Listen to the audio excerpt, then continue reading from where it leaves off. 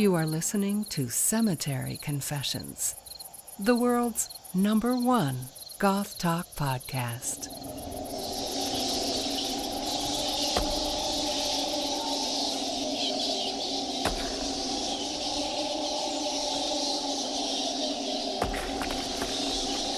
Hello and welcome back to Cemetery Confessions. As always, I am your host, Danny Ashes, and I'm here with your other host, Trey. Our guest this month is Jose, aka Hollow Kid.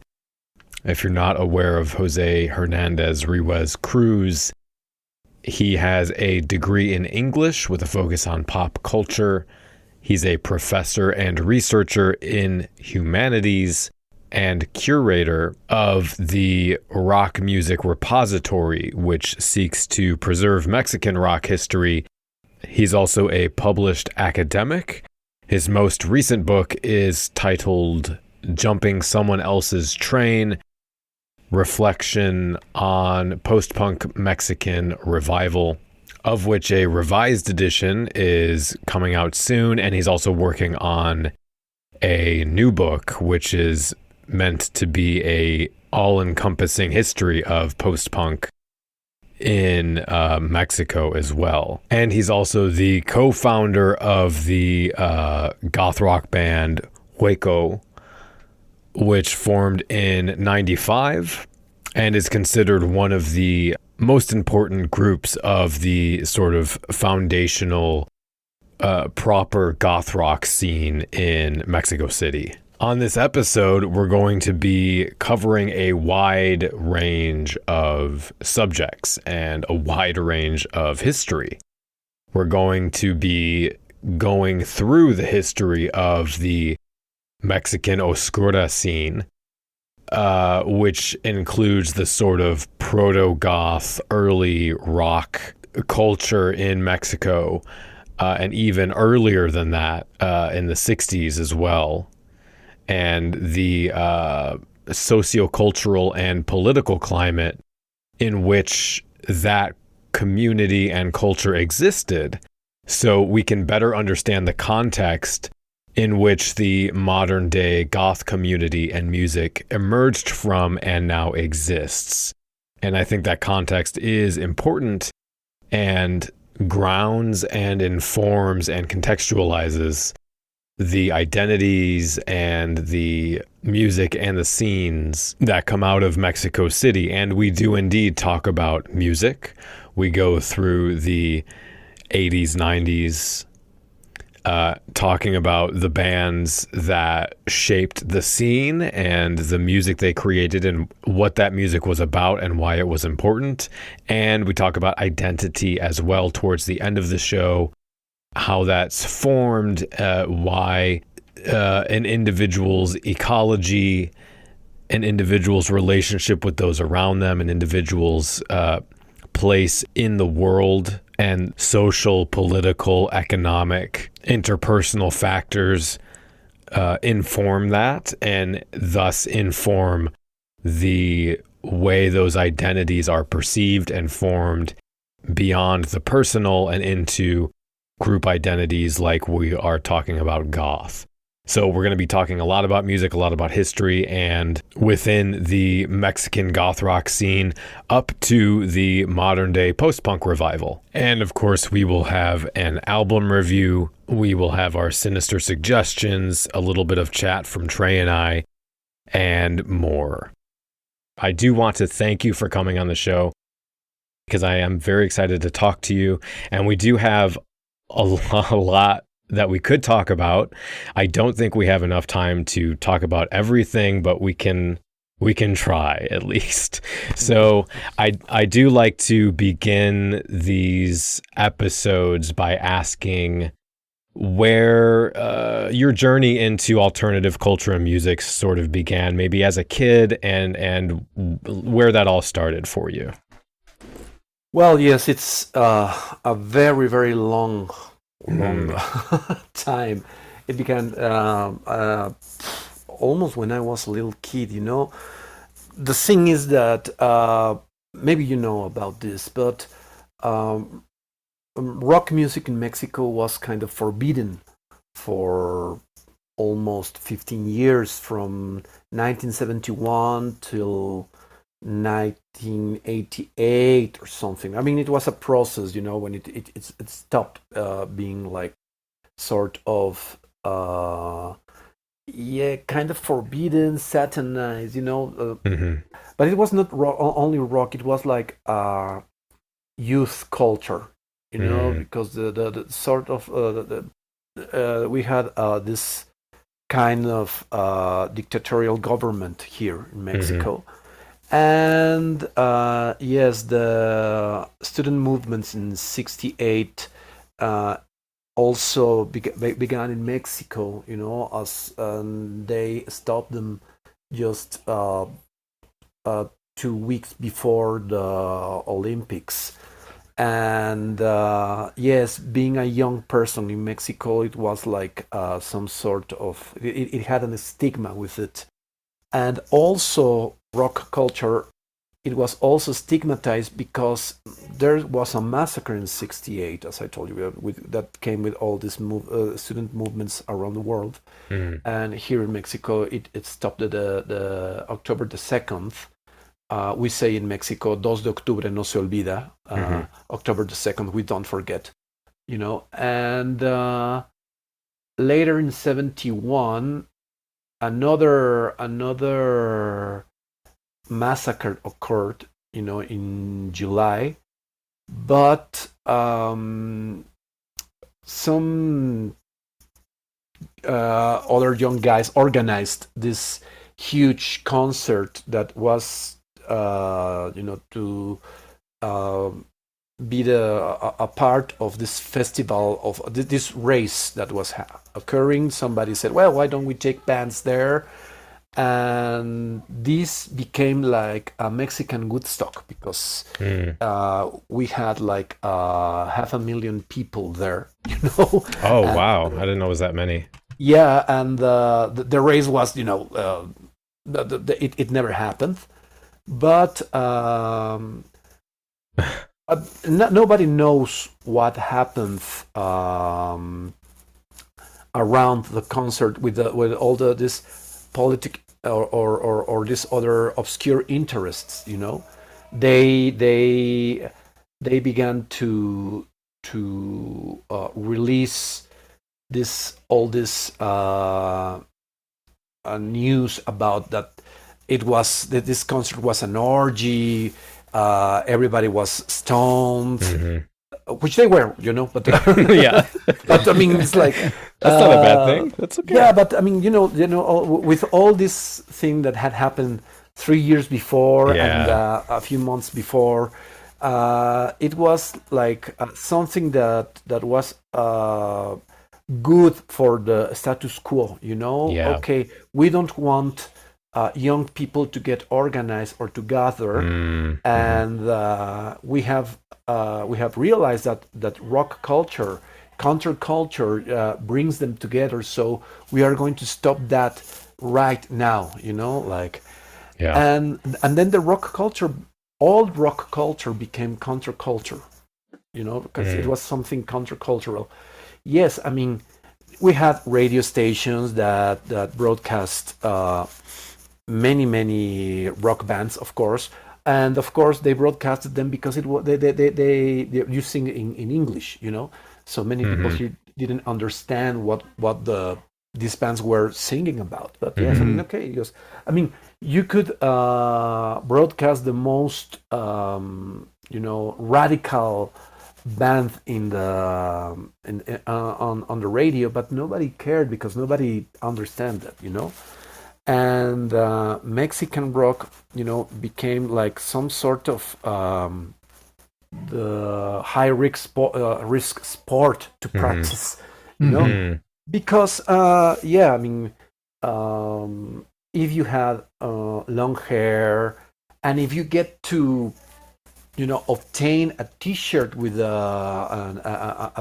from a band, the police can pick you up, beat you up, and cut your hair, and but that was not like the trouble. The trouble was that the people around you might be like cheering, Hmm. like, yeah, those guys are satanic, homosexual, drug addicts, like Right. all of that. So yes, rock culture was this sort of thing that it was kind of taboo, and yes, for us the world was elsewhere. We just got little fragments of information of what was happening in other countries, of course, in America or in London, and we like wanted to that to happen here, and it didn't. I mean, of course, there were like few concerts, massive concerts like Chicago came and in '75 or Johnny and Edgar Winter or something. But it was like, some concert that happened there in the, wastelands in Mexico or in Mexico City. And then in Mexico City, we had it was forbidden for international bands to play here in Mexico, most of all because the Union of Musicians also was trying to protect Mexican musicians, that they are going to uh, take the work from our musicians, so we don't want Okay, interesting. foreign people to come here.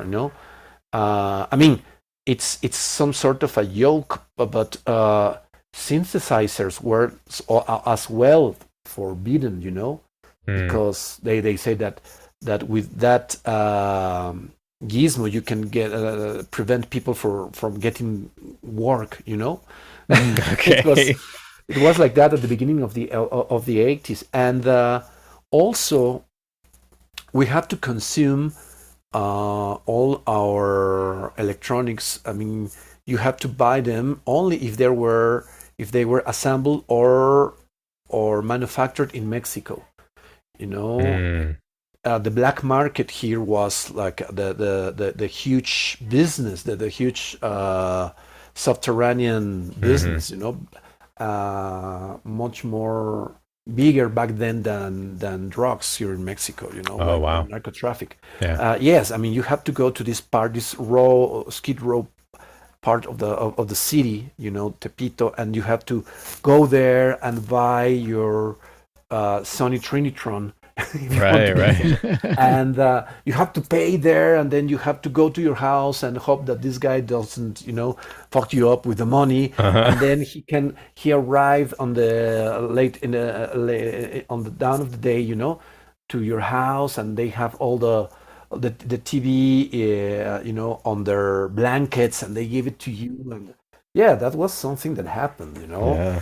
So for people that liked all sort of pop culture, it was difficult. I mean, let's say it this way: buying candy, buying Milky Way was forbidden. Oh, wow. You had all these people selling candy on American. on the street, and you get there, you discover them, and then, okay, give me, I don't know, imagine double mint gum. It was like heaven for us, Right. Yeah. and then if the police came along, they just picked up their merchandise and they run. Wow. Because it was forbidden. Yeah. And that was, through all the 70s, a huge part of the 80s, and for some kid who liked rock and roll, because my family were many of my uncles and cousins, they are musicians, and my youngest uncle, he had this rock band in the 60s, and we heard all these stories about when they were allowed to perform in front of middle class audiences. It was like, wow. If you wanted to hear rock, you had to go to this sort of spaces that were called hoyos funkies, funky holes, Okay. in the projects or in the outskirts of the city, and many bands played there, or many other bands they lie to the museums and say that they play jazz Oh, right.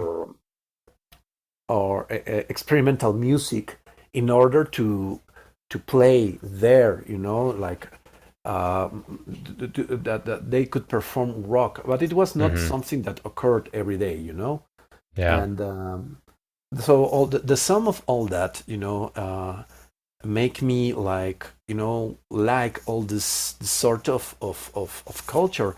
And yes, something that might be like mainstream for you was alternative for us, Mm. so yeah, it was like, I mean, I had like 8 or 9 years when I went to watch Sergeant Pepper Lonely Hearts Club Band Oh, with the yeah. Bee Gees, you know, and I Wow. said, Yeah. "Wow, I want to, I want that in my life," Hmm. And it's funny because I asked my dad for the soundtrack, and he got me the Beatles album, Mhm. and I was like, "No, I don't want that. I want the other one." And he and all my cousins were like, "No, no, no, you want this one. The other one is like is a bad one. You want this one." And yes, I mean, um, and from then on, and the son of my uncle who had this rock band, he's a jazz musician here in Mexico, recognized jazz musician, and I like to hang with him, go with all his friends, and back then all his friends of the jazz musicians, the young jazz musicians, get along with the rock musicians and the folk musicians, and it was some sort of thing that was happening there, and in 1981 there was this initiative in a museum called the Chopin Museum, Hmm. it was designed by Alec Eiffel, and the director of the museum started this initiative that to make a cultural flea market of rock.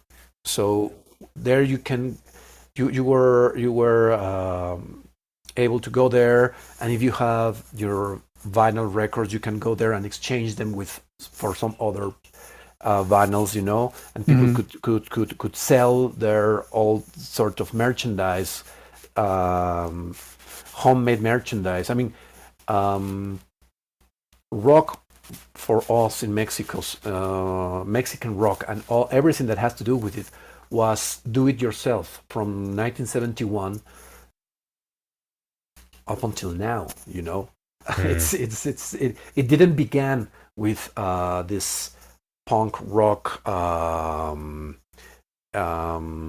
wave. I mean, we Yeah. had it before, and in this museum, I mean, we were able to get to know some other people who buy records, who were like fortunate to go abroad and buy records or buy many things or magazines, you know, and you could exchange this. But then, since it was rock and it was youth culture, they got kicked out from the museum, and they began Yeah. a pilgrimage, for all around the city. And in 1988, they established themselves in this part of the city, and they have been there from then on. Now the flea market has changed because all of the platforms, the digital platforms. I mean, it has become more fashion flea market than a Hmm. music flea market, but it also has the halo of rock and roll. So yeah, I mean, I think uh, from what I think I saw a video of it, and I think they have a band or a stage there, right, for bands to play still. mhm. Yeah. I mean, but that began, in late 90s. It wasn't, Oh, okay. yeah, at the beginning of this, it didn't happen, because I mean, Right. in one of the places they established one day, the people of the neighborhood organized, and they asked help to the police, and all the secret police arrive with gun Oh, wow. machines, with with sticks, and they evicted all the people who were there, beating them, hitting them. Of course, we got casualties there, that Oh my God. they don't speak about. But yes, Yeah. we have them. We have those. The wife of a very dear friend, musician, she tragically she died there. So Wow. it was like That's that awful. sort of thing happened here in Mexico. Yeah. Yeah. So it seems like, it's interesting to provide that context, because I did read a couple different articles, modern articles about Goths in Mexico, and they were talking about in little parts of the article, just mentioning how they thought it was a little confusing that they would get abuse and prejudice for existing and dressing the way that they do, when from their perspective they were able to find a lot of sort of darkness and macabre and that kind of thing in the culture of Mexico. And so they didn't really, from their perspective, they were saying they didn't really understand why people were so angry about, like, I think one of them said that there was that wearing all black was considered bad luck, essentially, or something like that. But it sounds like, from what you're saying, a lot of the context had to do with political movements and maybe some sort of Catholicism, morality kind of thing going on. Yeah, I mean, the status quo here is like established by the middle class, and the middle class it has a very strong double morality, Yeah. It's fine that these things are around us, but we don't want them home. Yeah. It's good that you listen to rock, but only if it's in English, and only if it is on the radio and on TV, But I don't want you here with your long hair and your your jeans with this we call them here elephant. The ones that they are like open on the bottom. Yeah, Bell like the big bottoms. Janko jeans. Yeah. We don't want you here like dressed like that, And yes, having first in the 70s, having long hair, it was like the worst of the worst. In the 80s, if you got your ring on your earring, one earring, you were gay, you were the worst of the worst, you were like if you got your hair cut in in geometrical fashion, it was like, oh, of course you are a homosexual or you're a lesbian, and it didn't matter if you were, of course, but that was like the thing. It was not about a cultural scene, It was about being young and about dress like you wanted to dress, Yeah. It was like Right. if the girls dressed like Bananarama, they got people scream at them, on the streets, and because they were crazy. How do you dare to wear those long shirts and your ties? It's like, but things began to change in the middle of the 80s, of course, little by little, And but then in the beginning of the 90s, we had a lot of scenes already, and the goth scene was like that was the embryo of the goth scene began to form in the late 80s, the early 90s, I did. Well, before you get into that, I did think of something else while you were talking, which was I'm always interested to hear what the because this kind of comes up when we have guests, even from different parts of America, but from different places, what the terms that were used early on to describe people that were into this different kind of music, this artistic scene, because obviously the word goth wasn't a thing until the 90s, really. Mm-hmm. What were the phrases or the words that were used to describe like those groups of people? Okay, well, punk was the first one. Okay, yeah. Yes, because our life, our relationship with rock culture, it's more mediatic, because of the media. Right. We are led to think, that there is this United States of America that only exists in our minds, or this London that only exists in our minds, like, and that because of this, we get very, very, very confused with labels. And the book I wrote, it's about that, because if you go here, sometimes we have these murals, these pop murals about rock music or about everything, and then you have, the rock mural, the rock and roll mural, of course, or rock mural, and then you have, of course, their AC/DC, you have the Rolling Stones, you have, Lemmy, but you also have Michael Jackson, Tina Turner, Bjork, James Brown, and you're like, well, that's not. Yeah.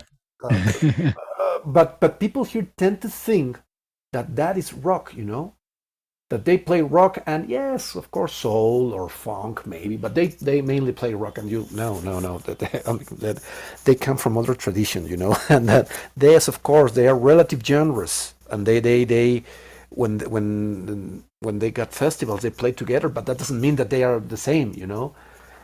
So yes, so when in England you have this sex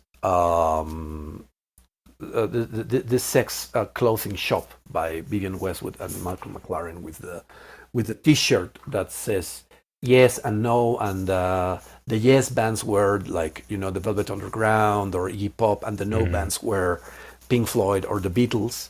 Okay.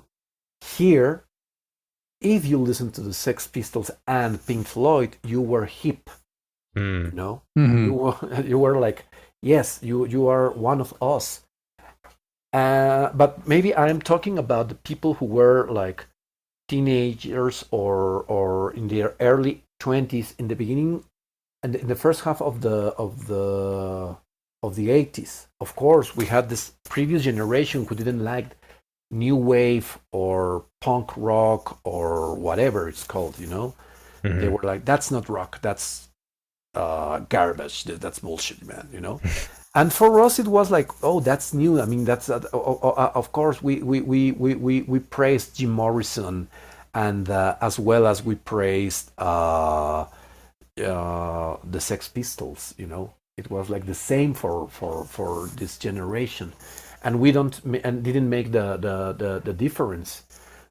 We had this TV show, like it was like an adaptation of the Archie comic books, in a Mexican way. And one of the characters there was called Nina the Punk. It was this girl who was she got the name from Nina Hagen, and she dressed like punk because she was a go-go girl as well, and a fan of this punk new wave band from the beginning of the 80s that was called Size, and oh yes, she tried to bring that culture to mainstream TV, but she didn't dress like punk. She dressed like new waver, or a girl who liked new pop, or a new romantic. But I mean, you had that on TV, you know, and on the channel that it was like the most important channel on Mexican TV, which was like public TV. It was monopolized by one broadcasting company, which is called Televisa, and it was like the most important company in Latin America, and it was the bridge from for Spain and Argentina and all the immigrants in America, you know, and it fed all the imaginaries there. So in the most important channel, there was this TV show, and this was this girl who was Nina the Punk.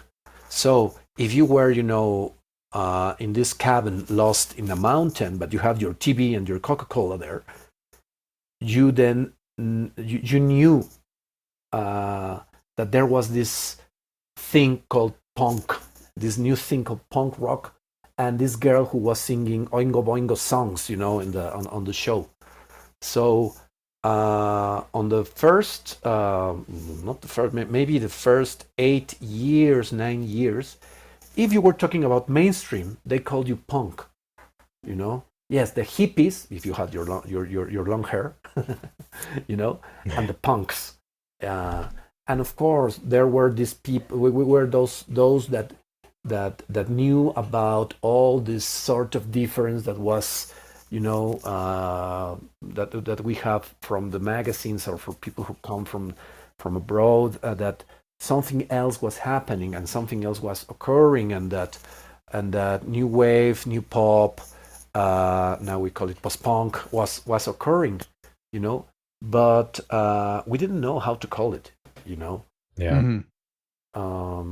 Yeah, I mean, it was, I mean, Blondie, Talking Heads, they were rock for us, you know. Right. Culture Club, Thompson Twins, they were new wave, you know. And because those were like the sort of groups we have, you know. If you knew about Visage, I mean, you were a really, you might have a PhD on pop culture, but it was like the very, very few people. And I'm talking about Mexico City, you know. Right. Yeah. The rest of the country, I mean, maybe they have the dynamics as well, but only three other cities have them as well, which is Guadalajara and Monterrey. Monterrey is almost on the border, you know, with not on the border, but it's on the north part of the country. And the rest of the country, they were, you know, listening to popular music, you know, folk music and some other kind of music and they didn't have like the interest, you know. If here in Mexico City we were like this sort of very little scene, imagine in the country. I mean, it was all lost there. No, I think that's really important. I'm so happy you provided that information, because I've met people who have this understanding of, let's just say, goth or of subculture as something that exists as it is, and they have the one and only definition, and anyone who is slightly different from that is not part of the group. But that's clearly absurd to me, because as you've described, depending on your environment and your economic status, the community that you're in, what you have access to, all of these factors will inform what subculture looks like to you.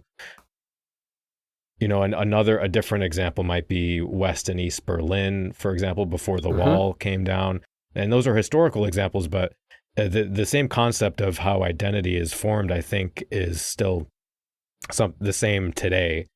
But anyway, I just wanted to make that point, because I think what you're saying is really important. Yeah, well, we're definitely seeing a lot of that sort of friction when we're talking now about racial identity in subculture. When we're talking about what does goth look like, and skin color and all that has been sort of nowadays our sort of big fight around what defines subculture. Right. Yes, we have that. I mean, we have had that here as well. I mean, never like you had it, you know, like you have it right now. But we had it. I mean, of course, it's important to say that all of this new information arrived. The middle class was the one that brought this information. The illustrated middle class, which was located in the south of the city. Why in the south? Because the most important university in Mexico City in the country is there, okay. UNAM. That is the Universidad Nacional Autónoma de Mexico, and is one of the most important universities in Latin America. And not only that, but we have received many people from many countries. But in the last century, we had like two main exiles. That people who came to Mexico: the Spanish exile and the South American exile. Mm-hmm. The Spanish came along around, the civil war they had. By the end of the 30s, they arrived here, and most of the people that arrived here were Republicans, were from the left, were scientific, were artists, writers, intellectuals, and they established here, and some of them opened schools, primary schools, basic education schools, and it was alternative education, and many people began to go to these schools, and then of course from these schools another schools were like born now from Mexico, from the students that go there, that went there, and they were like the Mexican version of this schools, and they had this this peak on the 70s where the second exile arrived, the South American exile. Again, people that were running away from their countries because of these dictatorships that were established there. All this, from Chile, for example, when they tried to became when Salvador Allende tried to establish this socialist communist government, and they had this coup, and the military take the power. I wonder who was behind them, I don't know. And nobody says nothing about that. No, we don't talk about that up here. Yeah, okay. Yeah. But the thing is that many many intellectual, scientific, artistic people arrived, and they brought all this with them, all their music, and from Argentina, Chile, Uruguay, Spain, Paraguay, etc. And the South, and all these schools, of course, they are the ones that survived still are there in the south of the city, So the south of the city is like the cultural part of Mexico City, and of course, many of the people that were in these schools. They get along together, their parties were it was the same people from this school that your dad knows my dad, or your mom works with my uncle, and my big brother was with your big sister. So and it was this huge community, and in between this community there were all these people who liked rock and who liked all this alternative rock that was rising in the beginning of the 80s. All the new wave, all this, and yes, all these people were the ones who began to wear black, who to wear mascara, all this hair products, and yes, everybody from 85 on. Like the fashion was that you have to wear all this new wave, new romantic sort of fashion, and everybody had their like their Adam and the Ants kind of thing, right? Adam and the Ants, or Um, I would say The Mm. Cure, but the band Oh, which The Cure. arrived first. I mean, The Cure was popular, but when we when the I don't know if you guys know about this, that in Spain this music market occurred, this festival organized by the people who were there from the heart, the people who were very connected, and they developed all this movement called La Movida, the move in Madrid. Oh, no. And yes, I mean, it was this huge, again, La Movida was like the thing that opened new wave and punk to Spain, you Mm. know, and it began the what is called the golden age of pop music or of pop culture in Spain, all Mm. through the 80s. So, and in Argentina, then you had this war from the Falk Islands, you know. I wonder who was there again. Yes, you know. Yeah, but the thing is that the government trying to, you know, to create all this patriotic feeling within their people, they forbid everything that had to do with British culture, including rock. Mm-hmm. So what happened that the rock in Argentina was strong, but it got stronger, you know, because of that. And then, yes, it was in the beginning of the 80s, you have this Argentina movement of rock. And in Spain, you have with La Movida, this other huge movement there, you know. And then you have Mexico, where rock was forbidden. But we had this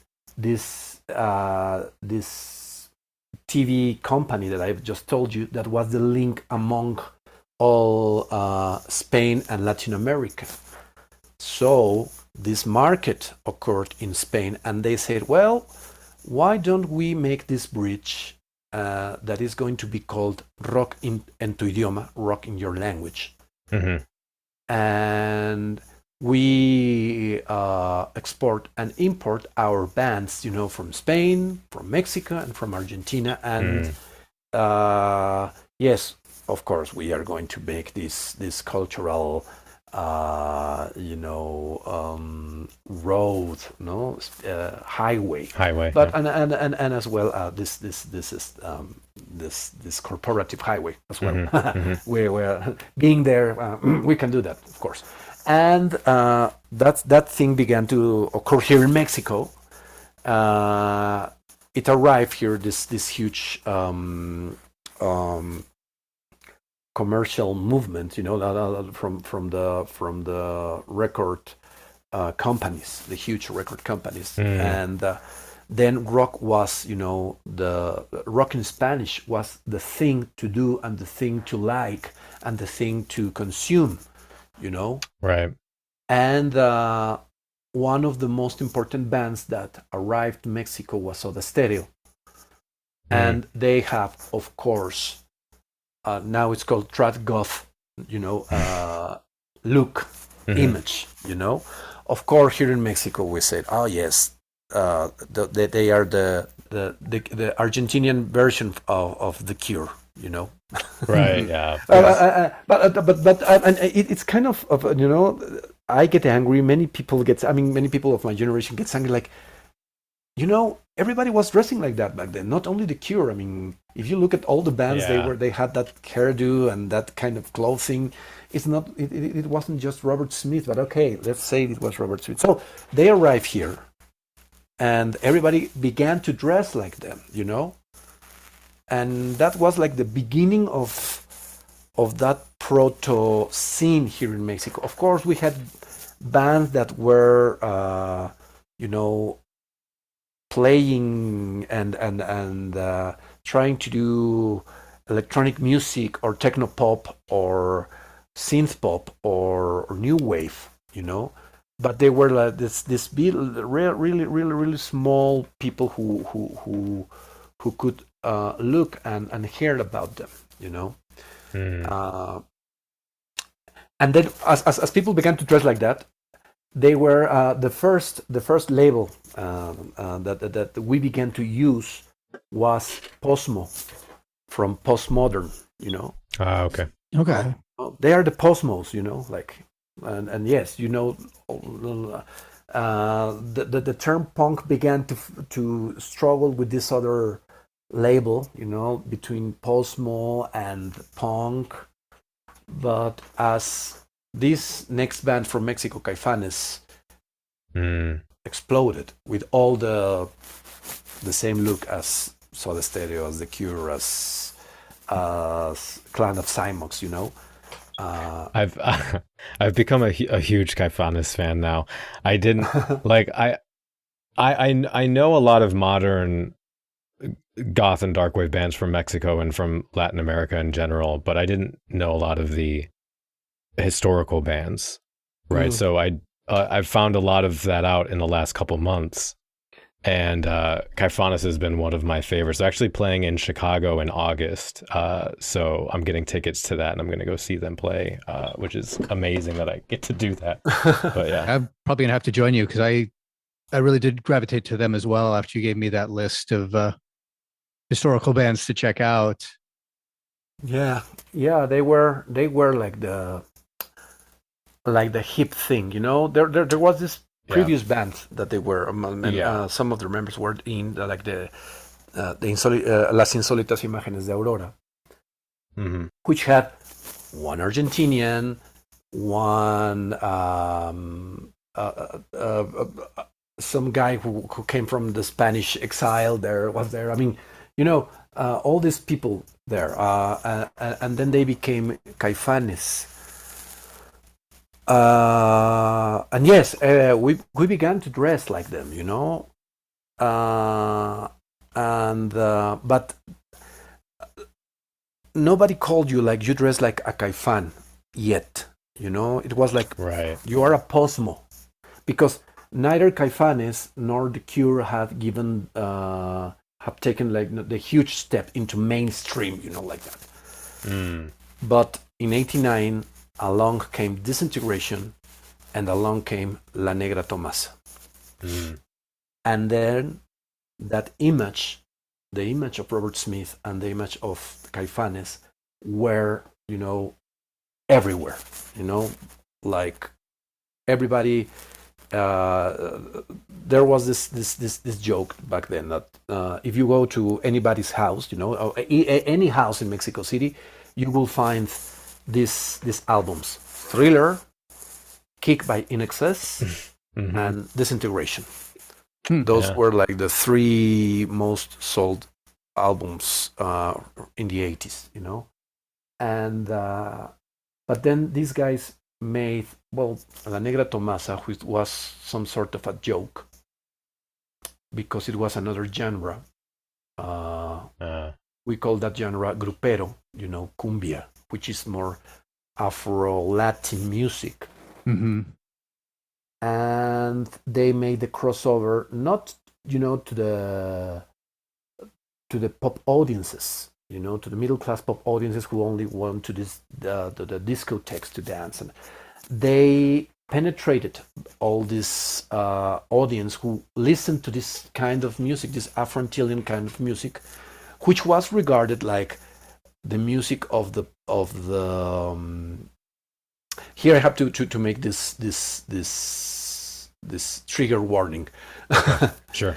Yes, Mexicans, we have issues with race. We are our racism is like kind of hidden, not hidden, but it is toward the original communities here in Mexico, like the indigenous cultures. Yeah, as well as the mixes, the mestizo and that as well. I mean, there is no. I mean, if you called somebody, on street Indio, they got very angry, because you are hitting some little nerve there that we all have inside. That yes, we love our indigenous background, but don't call me Indio because I will break your face.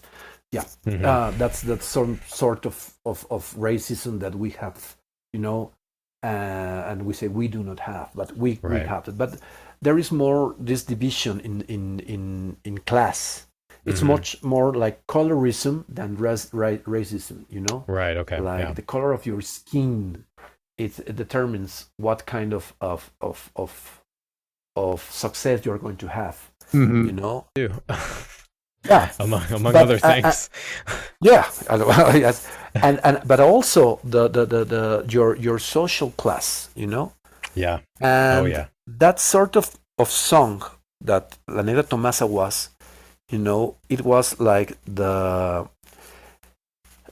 from the people who we were like very very close to the band and all the they come from these schools that I told you, this alternative schools, all of them, all Mexican rock from the late 80s was made by people who went to this sort of schools, and all the people who they were like they had their relationships with, and yes, as I told you, that there was these people who were traveling, bringing this sort of music. We have this forbidden stuff, you know, happening, and the music that was playing on the radio and in this TV broadcast company was like this garbage pop, or this kind of music, you know, this Afro-Antillean music, this grupero music. And that was the thing that you heard everywhere, you know. So of course you want to listen to something else. We were looking for your identity, you know, something to define you, and then you had it, you know. You had it in this sort of bands, Soda Stereo, Caifanes. But then Caifanes released La Negra Tomasa. Many people, I include myself, of course, in those sort in that group. We felt betrayed, you know, like, man, we were trying to do something else. That's the status quo. That's the thing that you listen every day. That's the thing that has people alienated. Right. We were trying to do something else. What are you doing? You know, it's like, what are you trying to do? You know. And for a very long time, the song represented some sort of conflict, you know. A huge conflict of that. But then in the 90s, that does put me saying that my son and I really enjoyed dancing to that song in a different yeah, light. I know. I read your post and I was like, oh, I have to tell him this. I mean, time has passed. Everything has changed, you know. Yeah. Some other thing occurred, you know, back then in the 90s. But the thing I want to get to is like, yes, because of this, the image of Caifanes became like hugely recognized, you know. Yeah. You were no longer you were a punk if you had your crepé and your dress, all your black clothes and your mascara. You for a little bit of time you were a de cure, you know, in good Spanish, you know, pronounced that de cure, not the cure, but de cure, and you were a Caifán then, you know, and and then the dark, not the goth, the dark scene was beginning to be conformed, you know, in the beginning of the 90s. Because NAFTA again occurred, of course, and the market opened, and then we had all sort of concerts here in Mexico. I mean, it's sometimes it's like very shameful to say this, but one of the first concerts, mainstream concerts, and multitude in you know that in stadium concert was, don't laugh please, Rod Stewart. Oh, sure. With the record Forever Young. Yeah. I hear that every day on my birthday. That's my parents' tradition. Yeah. Oh, really? Yep, they play that to me every day on my birthday. Wow. But I mean, he gave these 4 concerts with stadiums, you know, filled, full. You know, it was.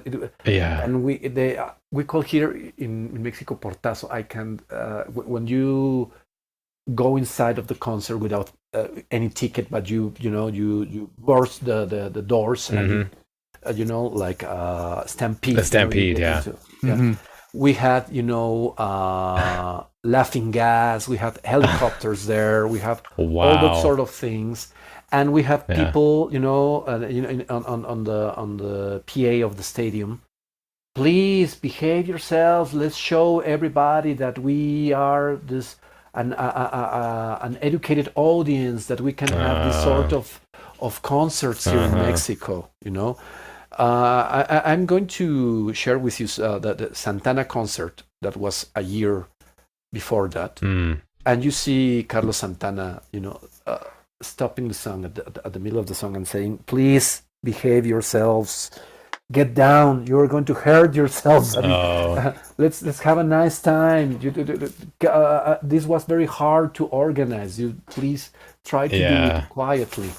That was the end of the 80s, but the 90s, rock en tu idioma just came and went, but Mexican rock began to live its, the strongest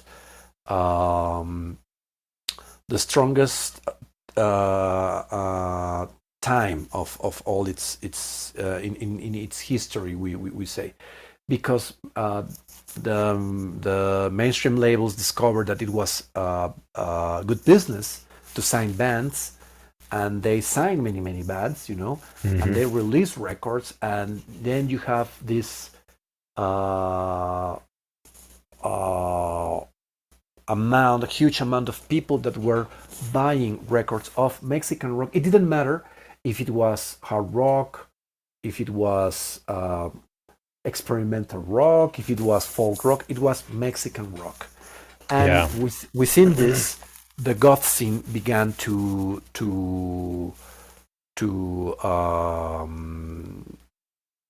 create. It was create to form itself, and it was born.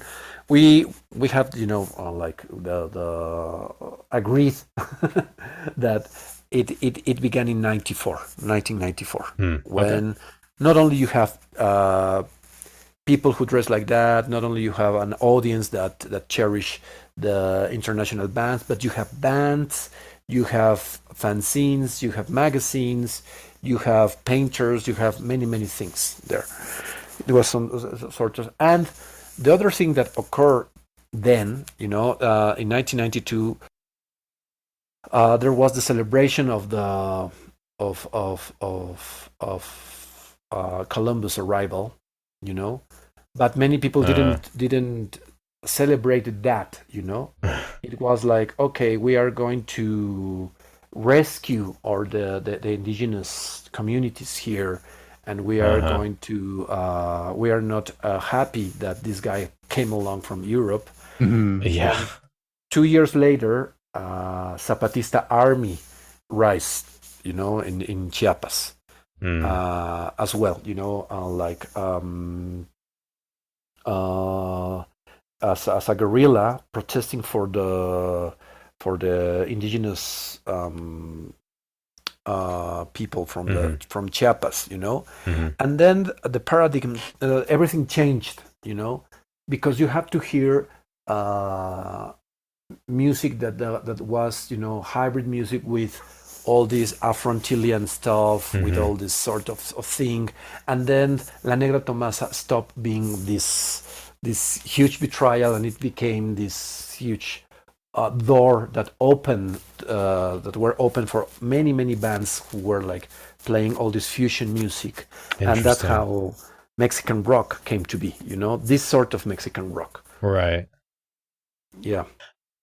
A lot of the music I was listening to wasn't Caifanes. We talked about like El Clan and Saiteres and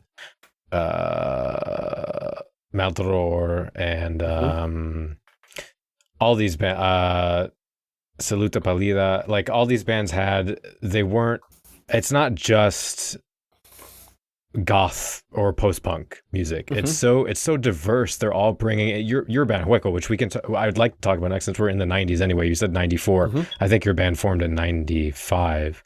Yes. But they're all doing all these diverse, bringing in these diverse elements, like Saluta Pelida.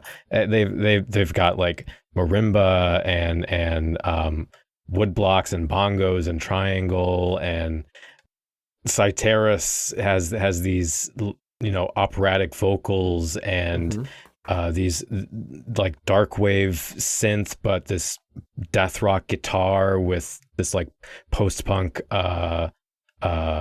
bass line, and you know, so it's really that's why I think I've loved these bands so much, because like I can talk about the modern bands, but the diversity and the musicianship and the creativity that I get from a lot of these bands is just it's something that I don't hear in a lot of classic 80s 90s goth bands that we would talk, or post-punk bands or darkwave bands that we would talk about, and it's really been refreshing to listen to them. So what if you can talk about sort of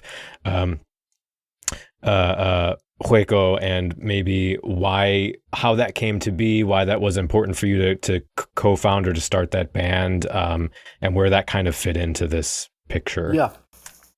Well, as I was telling you,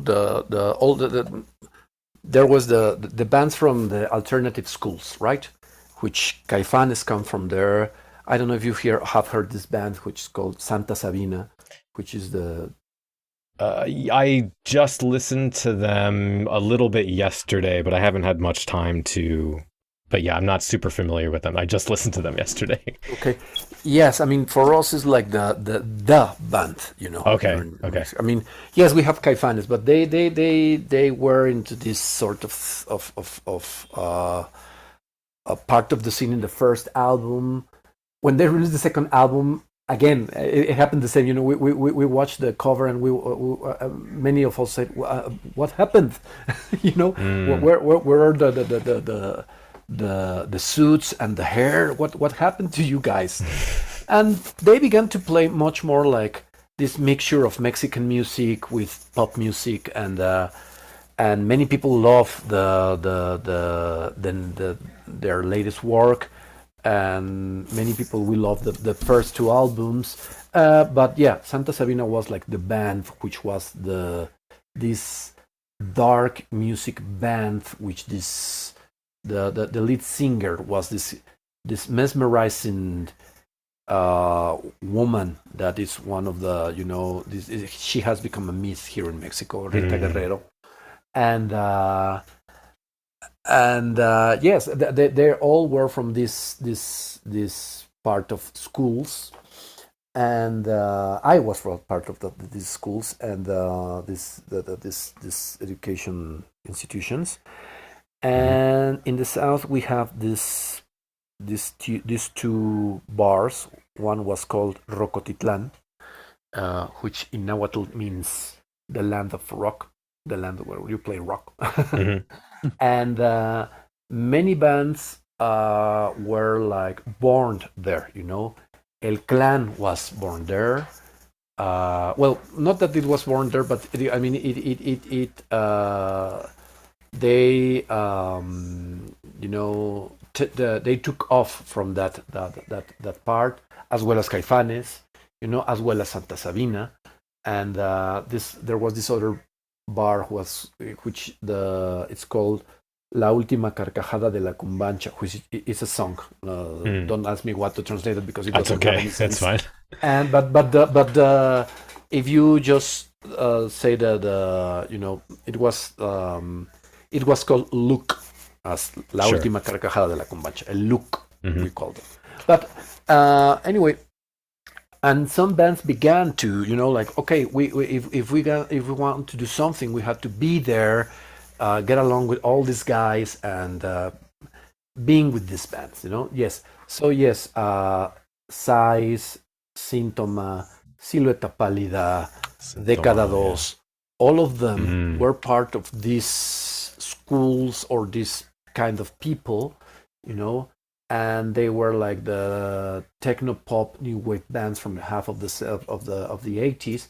Then along came Casino Shanghai, Las Insólitas Imágenes de Aurora, then Caifanes, Santa Sabina, which were like the bands, like the main bands with this obscure thing, on their music. And then one band came along in the 90s, which was one of the most important bands. Sadly, it's time is like cruel, and they are beginning to be forgotten. And it was this band was called Ansia. Yeah, that's another one I have on my list that I haven't had a chance to look into much yet. Yeah, and in Ansia you have this. I mean, these guys who had this long, fair hair. They were much more like into the cult branch and some sort of industrial music sometimes, and Gene Loves Jezebel, I'm gonna go see them. I'm gonna see Gene Loves Jezebel on Sunday, actually. Great. Yeah, the Boot Blacks is opening, right? No, but not for me. I don't know. I don't know. Maybe for other shows. For me, it's The Rope and Rose Garden Funeral Party. Oh yeah, yes, yeah. Rose Garden Funeral. Yes. Well, there was this band which was a huge influence for many of us, Yeah. And that was where Rogelio Gomez, my producer, he was there. He was the lead guitarist and the main composer, and the lead singer is Ricardo La Sala. Those were like the main. They were the main people there, like the couple who made all the concept and everything, and many bands we were influenced by them, El Clan, another very, very good band which is much more industrial, which is called La Concepción de la Luna. And of course my band Hueco. No, I mean, back then I had another band, a proto goth band, which was called Los Olvidados. Yeah, we were there. I mean, but we like, it was like my first band. It didn't came to to consolidate, right? But Ansia was this huge band. This dark hard rock industrial band. That was a huge influence for many people. Sadly, the grunge became a thing, and trying to go with the flow, they some sort of changed their style. They changed all this aesthetic in the album, and many people who were like the proto goth scene, they just went like, what is this, and they and they just abandoned the ship. But it was a good album, and it still was a very good band, And so we were this part of these two bars, in Mexico City. But then the scene was getting, was being created from not it was no longer from the middle class road. From it expanded to other classes, and then it came to be in 1994. And then you have bands like Hocico, and bands like Maldoror, bands like Veneno para las Hadas, it's in English, it's Poison for the Fairies, who were part of the scene, properly from the scene, and then once we came to be, I mean, Hueco came to be, El Clan was there, La Concepción de la Luna was there, Santa Sabina was there. Then we discovered that there was this scene, and that this scene was adopting us, like right. the bands to follow or to go with and to you know to get together with and to begin to create a community and that happened back then, many artistic collectives were born, such as Binaria Collective or Orden del Cister Collective, and we began to make all these dark goth festivals. We didn't know how to call that, I mean, we began to call it goth once Cleopatra and Cleopatra bands arrived in Mexico, because they were called goth, and we were like, no, we are not goth, we are dark. No, we are. It was, like a Byzantine discussion. Didn't Size put out some music on Cleopatra? Yes, but it was like a rescue album. Oh, okay. Yes, that was like the history of the band. That was. Yeah, I got you. Okay. They were about to make it big, and they couldn't. Right. And that album was, lost. And it came. I mean, Cleopatra signed them, and they released the album 3 years ago. But yeah, I mean, the lead singer, Illy Bleeding, he died in 2010. Yeah. Okay. Yeah, and some that we have had some casualties. In the scene, really tragic. Yeah. Yeah. So, but I mean, that happened in the 90s when the scene came along, and then Maldoror was there and Hueco was there playing. We are. This is some sort of again. I don't know if feeling ashamed of saying this, but 10 years ago, this mural of the old goth scene was painted and sent it to the Treffen Gothic. We were on that mural 12 years ago.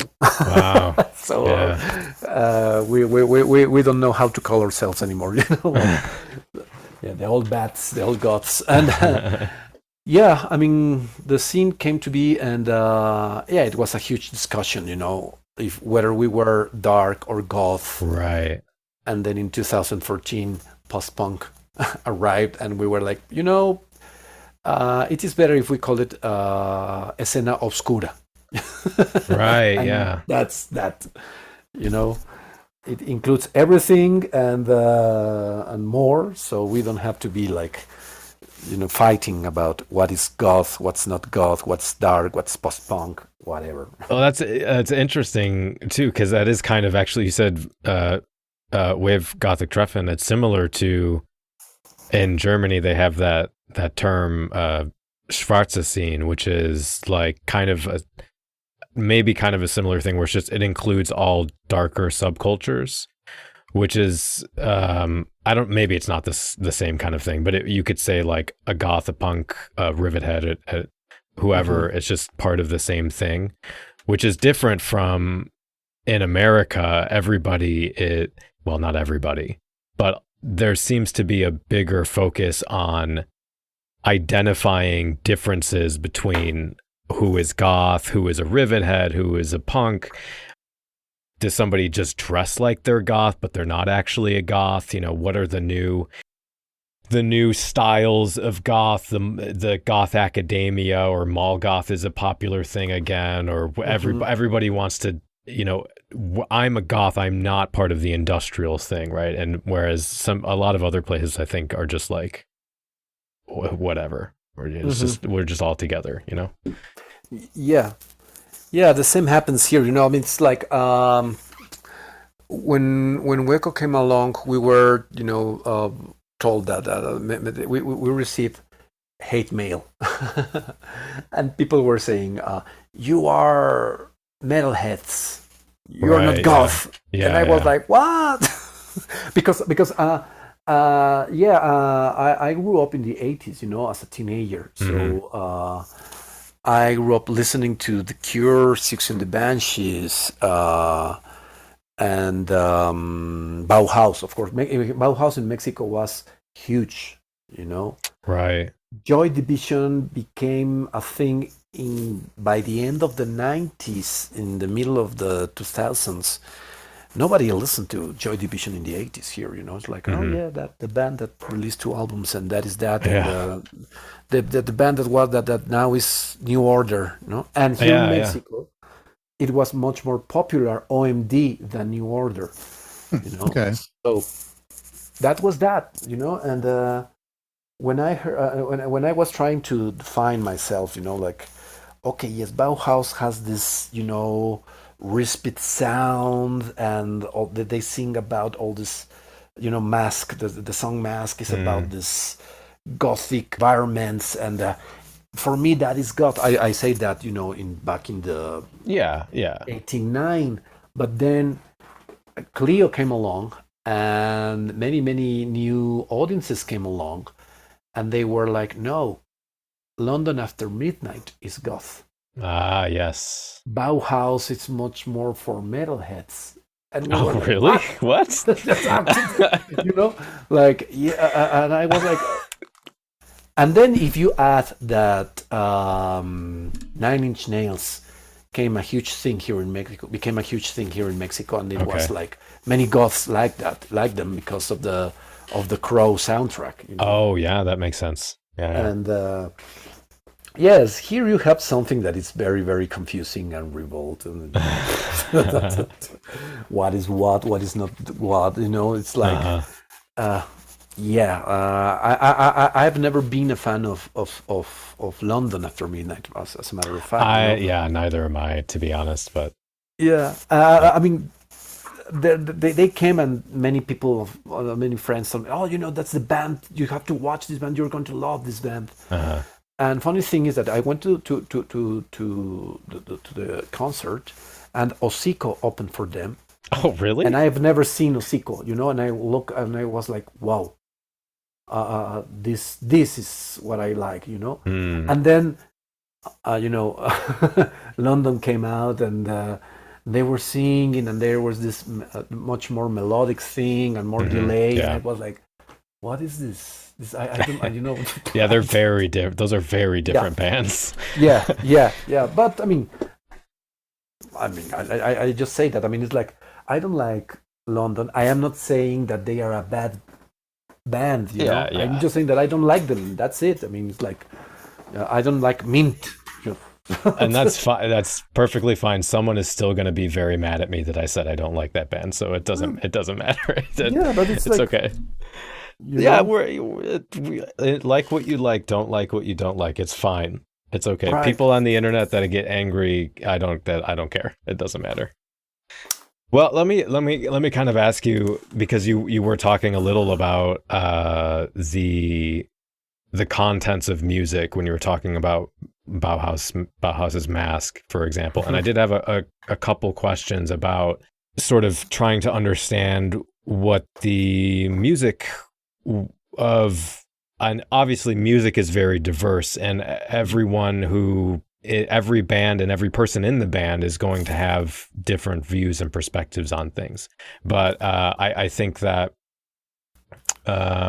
goth music has been generally known to be more open in its expression of views towards things like social change, or, you know, and you were talking a lot about the political climate and the social climate that was coming up in.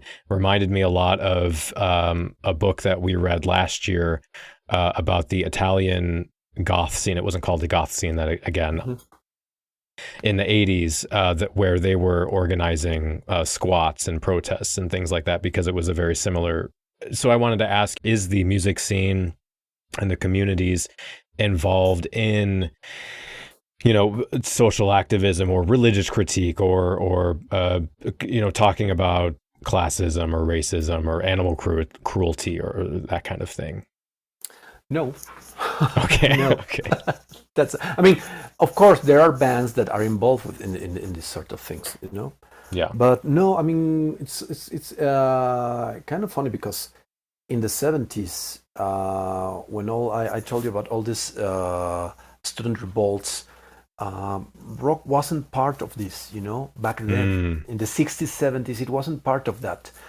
We had the folk musicians who were very, very in that sort of thing, this stuff. Now, you have to understand something. We Mexicans have this love-hate relationship with you guys, with Americans. That makes complete sense.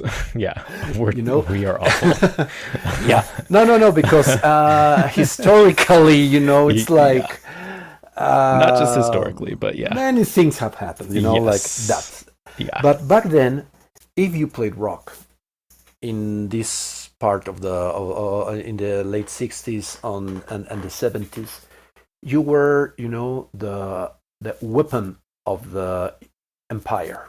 Right. Yeah. So yes, because you were playing the music of the enemy. Yeah. Rock. When I tell you that alternative music is alternative music, because people had to deal with the right and the left. It was like, you don't like us because we are, according to you, we are satanic, homosexual, we are the decadence of the of society. Yeah. And you don't like us because we are the weapon of the empire, and we are alienated, and we are, stupid kids just consuming stupid music. Right. Yeah. So yeah, it wasn't back then. It was in the 90s when the Zapatista army, with the Zapatista army uprise, where many rock bands began to make concerts to support, and to provide, food, clothing, many things to these communities, to these indigenous communities from Chiapas. Because they were the ones with the guerrilla, and they were claiming their rights, like, you have forgotten us for 500 years. So, right. So yeah, we many bands, not only goth bands, but rock bands, pop bands, ska bands, many bands came together in this. Let's call it organization, or this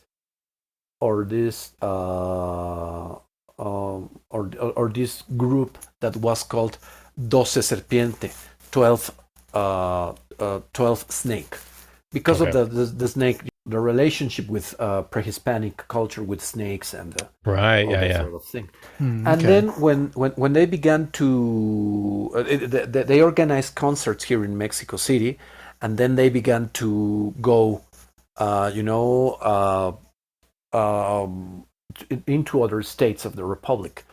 And the flea markets, we call them Mercado sobre Ruedas, market on wheels. So when they began to do this, they renamed the group as Serpiente sobre Ruedas, the snake on wheels, because they were like touring, And it was good until things happened inside, and they got divided. They got the people who were divided, that they call themselves the how to translate it? It's la bola, but it's like those guys, those people, and Serpiente sobre Ruedas. Yes, I mean, they were like very, very, it was something that people knew about, that the mainstream bands as Caifanes or as Café Tacuba, they talk about all these things in the TV shows, on mainstream, on the radio. So yeah, that was when rock became, political, and then when they reacted, and then when they questioned the government, And but then, I mean, there are bands, of course, like saying this or saying that, and that they are very political, but not many of them. Most of the bands that are like that are the ska bands, here in Oh, Mexico. okay. Yeah, but the goth here, it's, you know, many things happens here because there is this little cancer that we have in the scene, that everything has to be do it yourself, and you have to be, you know, independent for everything. So that backfired, in order that everything that was made, that was consumed, but the little group inside of the scene, you know, Yeah. it didn't go out. It didn't, Yeah. and but that was like in the 2000s, maybe in the 2000, on the last decade, thanks to all the post-punk bands, to the new generation. They opened the door to the, again, to media and to some other things that got closed because of this, you know, endogamic dynamic that was developed in the on the scene.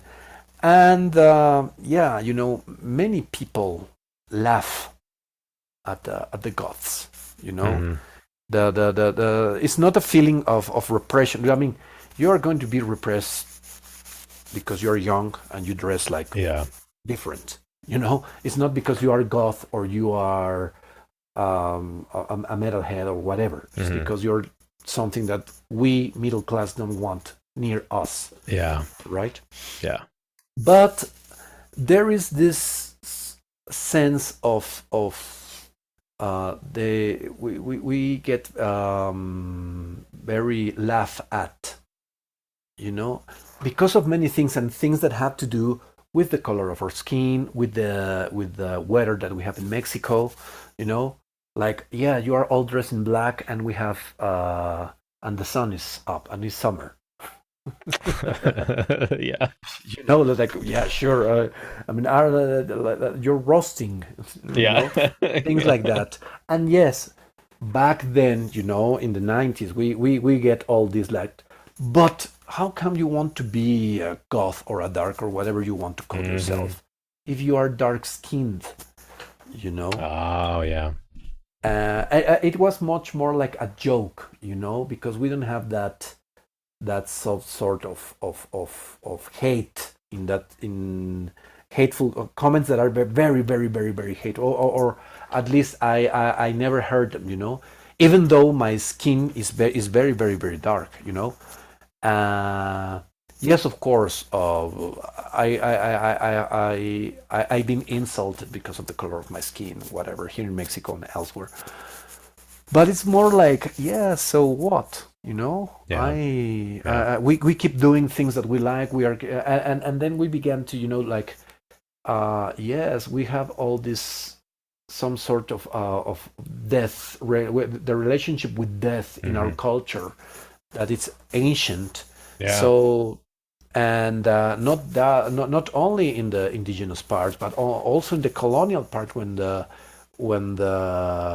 people from Spain came here, and we got all this mixture. We have all this imaginary, this fantastic imaginary, this magic realism, you know, that we have and we live every day. So yeah, I mean, it's many right now. I can tell you that if we ever wanted to be like, you know, Norwegian,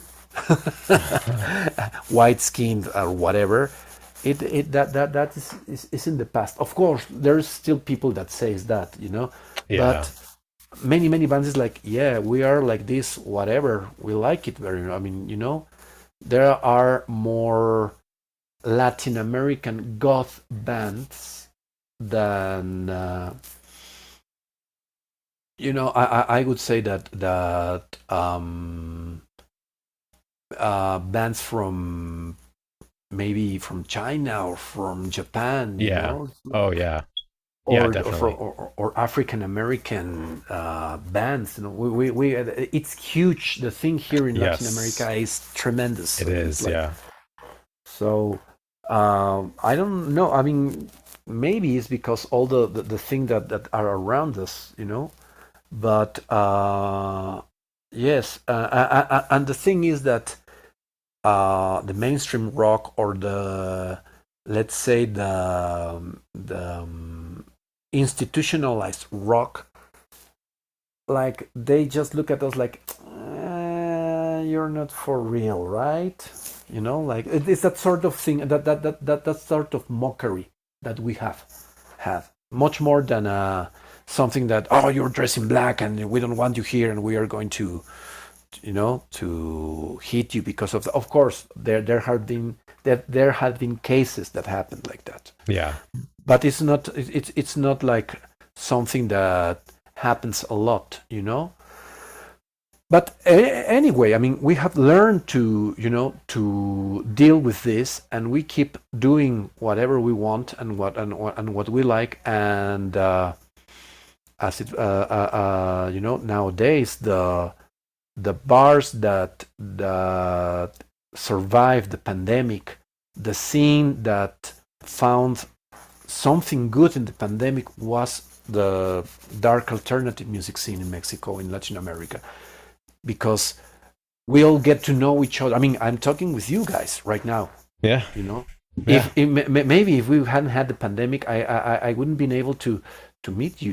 Yeah. I met Ken, I met AZ, I met many wonderful people from America, from Canada, from elsewhere, and from Latin America. Like, oh yes, look at you, you're the same, and we suffer from the same, and yes, so. And these guys don't want to hear us. Well, I mean, let them continue what they're doing. Let's do what we like to do, and let's do, all these hybrid or virtual festivals, and we have to get to know each other. That's the thing that it's good from the pandemic, and that's one thing that it's very, very good from the scene. Yeah, I love that, and I love to hear that the community and the bands are embracing themselves and culture, and that I can tell you a lot of people that I talk to are really interested in music coming out of Mexico and Latin America, and it's really wonderful to see people's interests here spreading beyond just England and the UK, because it gets a bit tired hearing about the Batcave for the 10,000th time, and yeah. and like I like hearing about Slimelight and Planet X and the F Club and everything, but there's so much more than that, and I think that it's all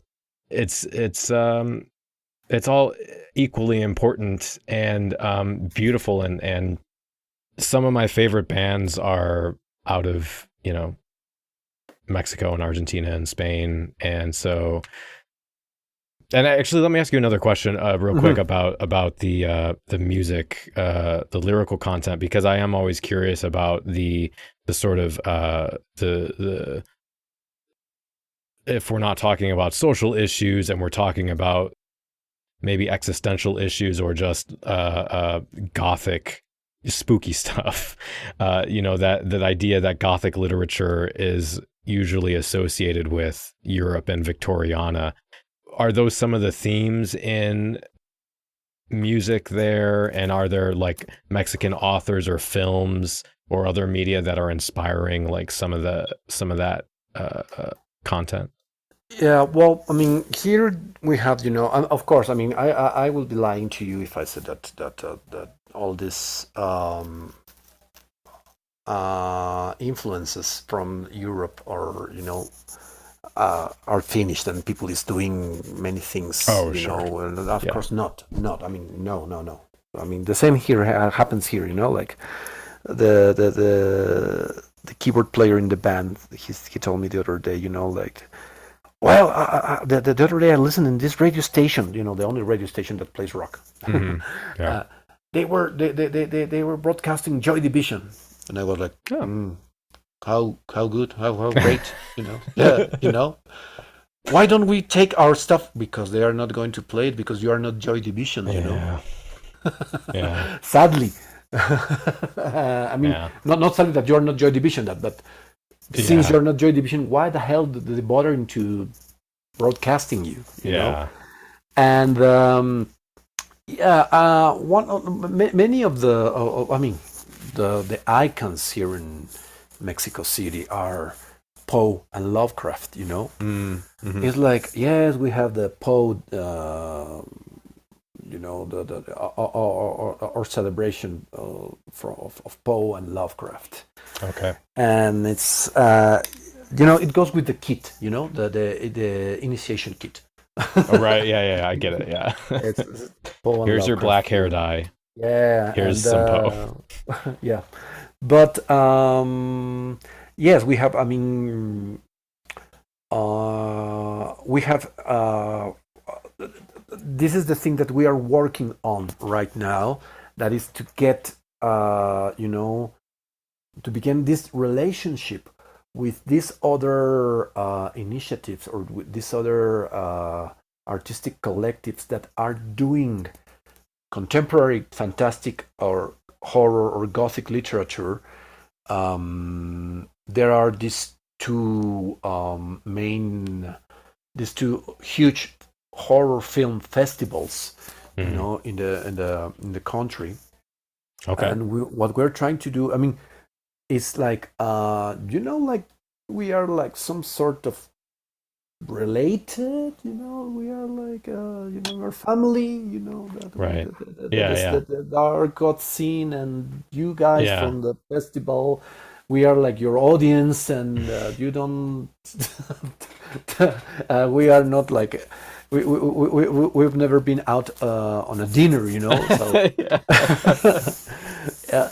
And yes, I mean, that's one of the things that we began to do the last year, with many of the people who are in these festivals, and the people that work as promoters in the scene. That, okay, let's try to bring these things together.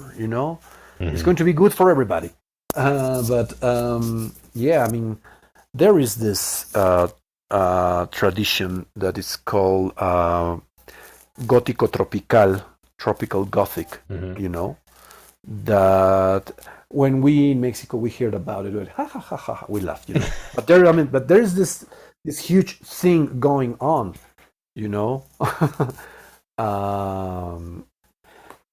there is this. I don't know if you have heard about this writer, Horacio Quiroga. He's No. yeah, you have to read him, look for him. Okay. He's not new, of course. Right. But I mean, if you want to really read some Latin American horror Gothic stuff, you have that guy there. I mean, and it's the guy died in the 30s, I think, something like that. Wow.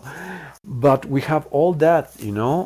One of the or main works in literature. It's Pedro Páramo by Juan. Oh, wait. Rulfo. That I do. Yeah. He wrote Tales of Love, Madness, and Death. Right? Is that? Mm-hmm. Yeah. But I mean, you have a lot of writers here. Like that. Contemporary writers.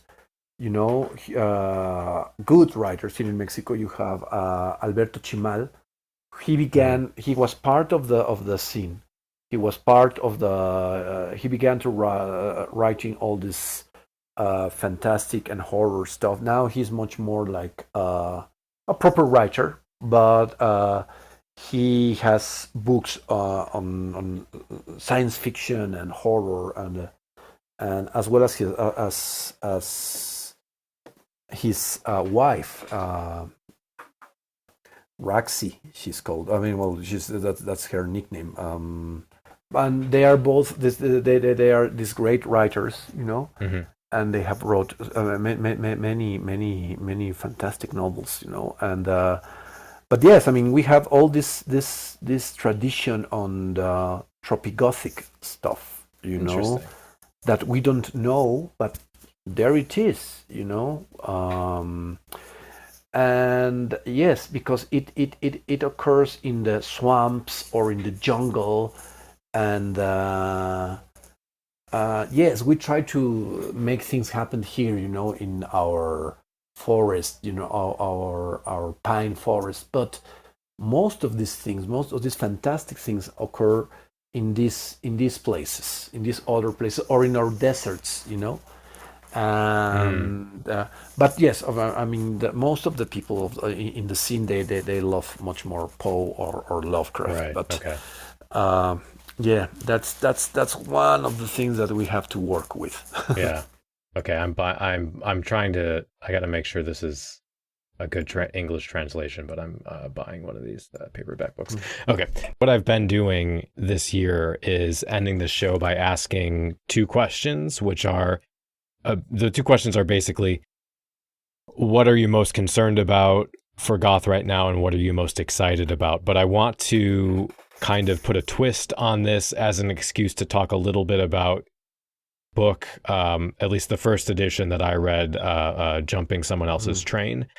And I have maybe kind of two questions, maybe one question, but one of my favorite parts of the book, which I sort of told you already, was towards the end, where you talk about the post-punk revival and the use of historical canon or the music that came before as a method to ground modern music in a sense of authenticity. And what you went on to say was that, which I completely agree with, was that that authenticity is not something that is kind of fixed or is essential or something that exists by itself like perfectly all the time, but it's something that's constructed, something that we make through our actions, through the community, rather than something that's a pre-given fact. And you referenced Judith Halberstrom, which I thought was wonderful, because I've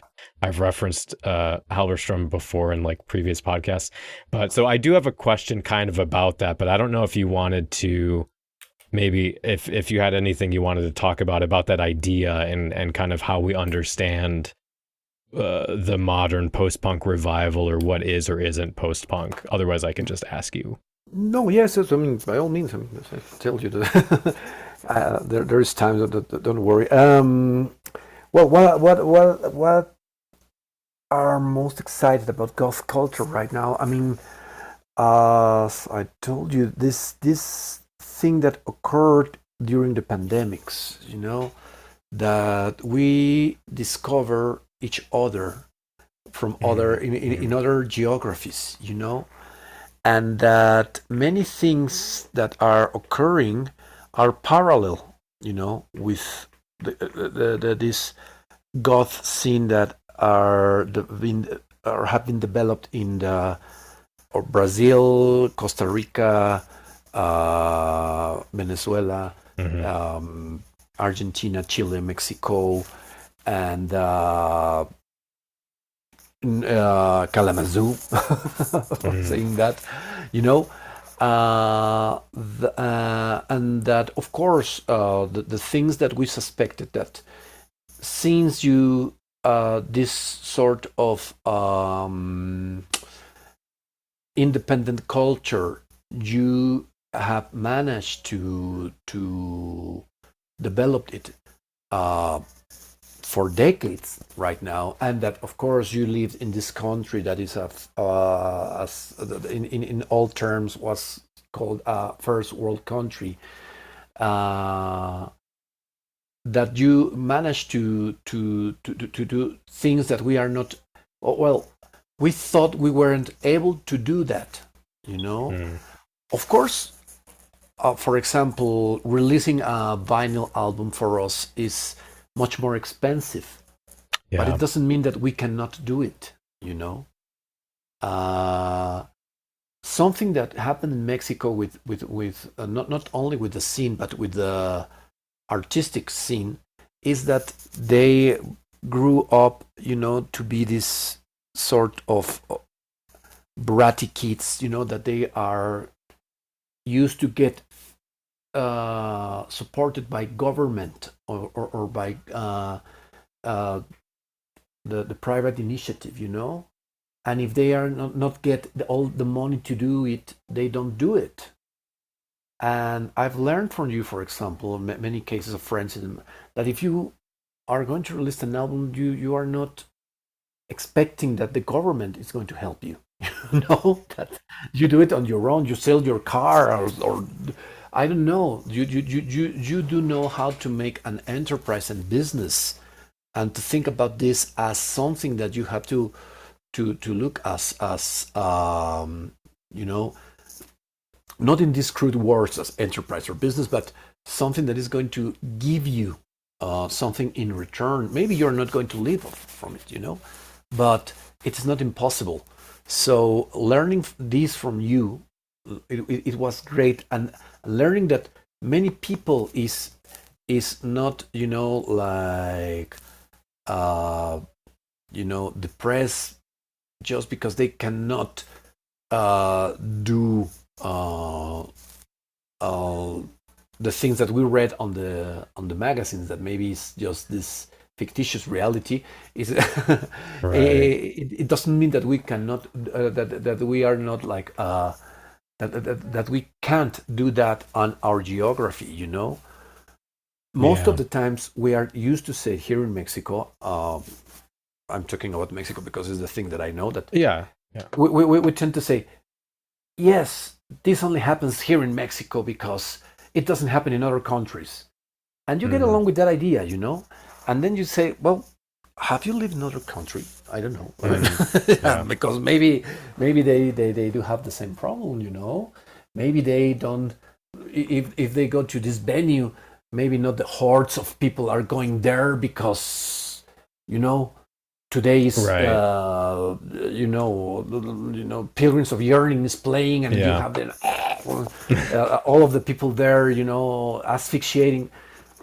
Maybe they also have 5 persons on the venue, Maybe they have to pay as well for the for the van that where they are traveling in. They are going to live in all these shabby places when they are on tour. Maybe they're going to get ripped off. Maybe they are going to sell tickets as well. Not everybody is, it's the cure. Yeah. And I'm sure that they also get their issues when they are on tour. But this thing, it was marvelous because we can get to talk to you guys, and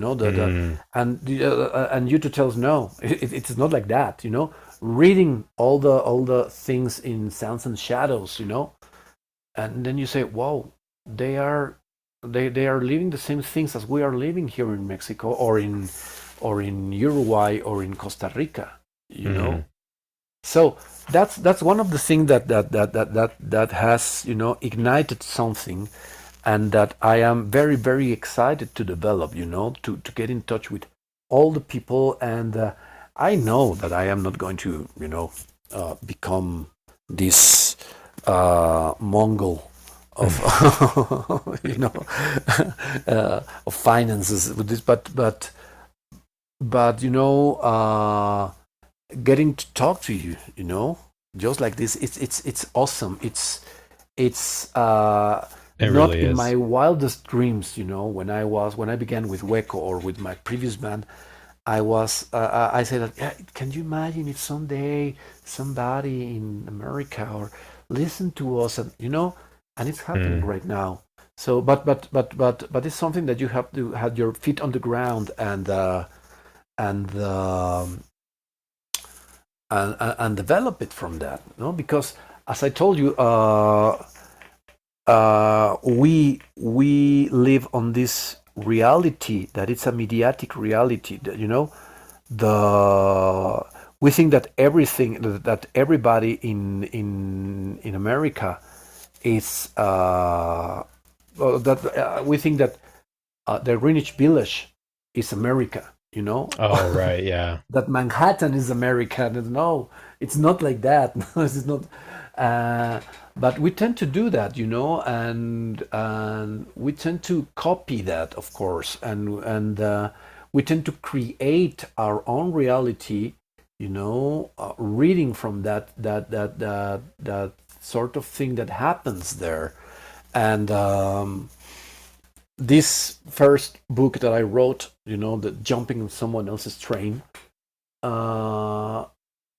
that I name it like that because at some point I read that the idiom, not the that expression has this meaning of, if something is in fashion, you have to be, you know, there, right, so people notice you, you know. In Spanish, it has a very more rude translation. Okay. that I don't know how to translate that. I mean, I can Spanish, but not how to translate it in English again. You know. That's okay. But yeah, I couldn't name it like that in Spanish, so that is why I called it jumping train. You know. But yeah, I mean, with all the benefits that the post-punk, this so-called post-punk scene in Mexico brought, was that they, before the pandemic, all these kids began to you know, get all this network with American bands, American companies, everything, you know, and it was like, whoa, they are doing this. Why don't we do it as well? You know, we're doing that as well, so we can get you know, the scene grows strong. Yeah. But in the process, you know, you get like in this again Byzantine discussions where, well, we didn't call it post-punk, you know, we called it new wave back in the years, you know, or techno pop. This guy Herranz from the Silueta Pálida, Jaime Herranz from Silueta Pálida, when we just said, okay, this new generation are saying that you were post-punk, and he went like, what? I was what? Yeah, I remember that. Yeah. In the book, yeah. Yeah, but many of them say that. I mean, it's like, no, we never. In the new book, there is this part when Illy Bleeding with his last band, the Robotes, the Tricky Robots, there, but in the misspelling, they named it the Robotes Trucosos. I went to play to the university where I teach. You know, I get them the gig, and I announced them as, in 2010 it was like art rock. When Illy came along and he read that, he turned back to his bass player, and he said, yes, we are that, you know, we are art rock. And he because he says that we are post-punk, but I don't know what he's talking about, you know. But I mean, Illy being from the beginning of the 80s, you know, like, and then we went to this discussion about, is this called post-punk or not post-punk, you know? I mean, and yes, and we call it that because in the media we read that now that is called post-punk, you know. In the beginning of the 2000s, they were saying this post-punk revival, but they were talking about the Killers, the Yes, the Editors, you know. Oh yeah, that's those right. Those bands, those were the post-punk bands, and then I talk about how they translated Simon Reynolds' book "Rip It Up and Start Again." Yeah, you know, I've got it right here. And how it was. I haven't read the translation, you know. Okay.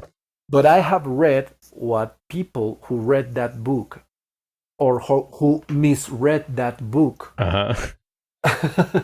and then they wrote about it.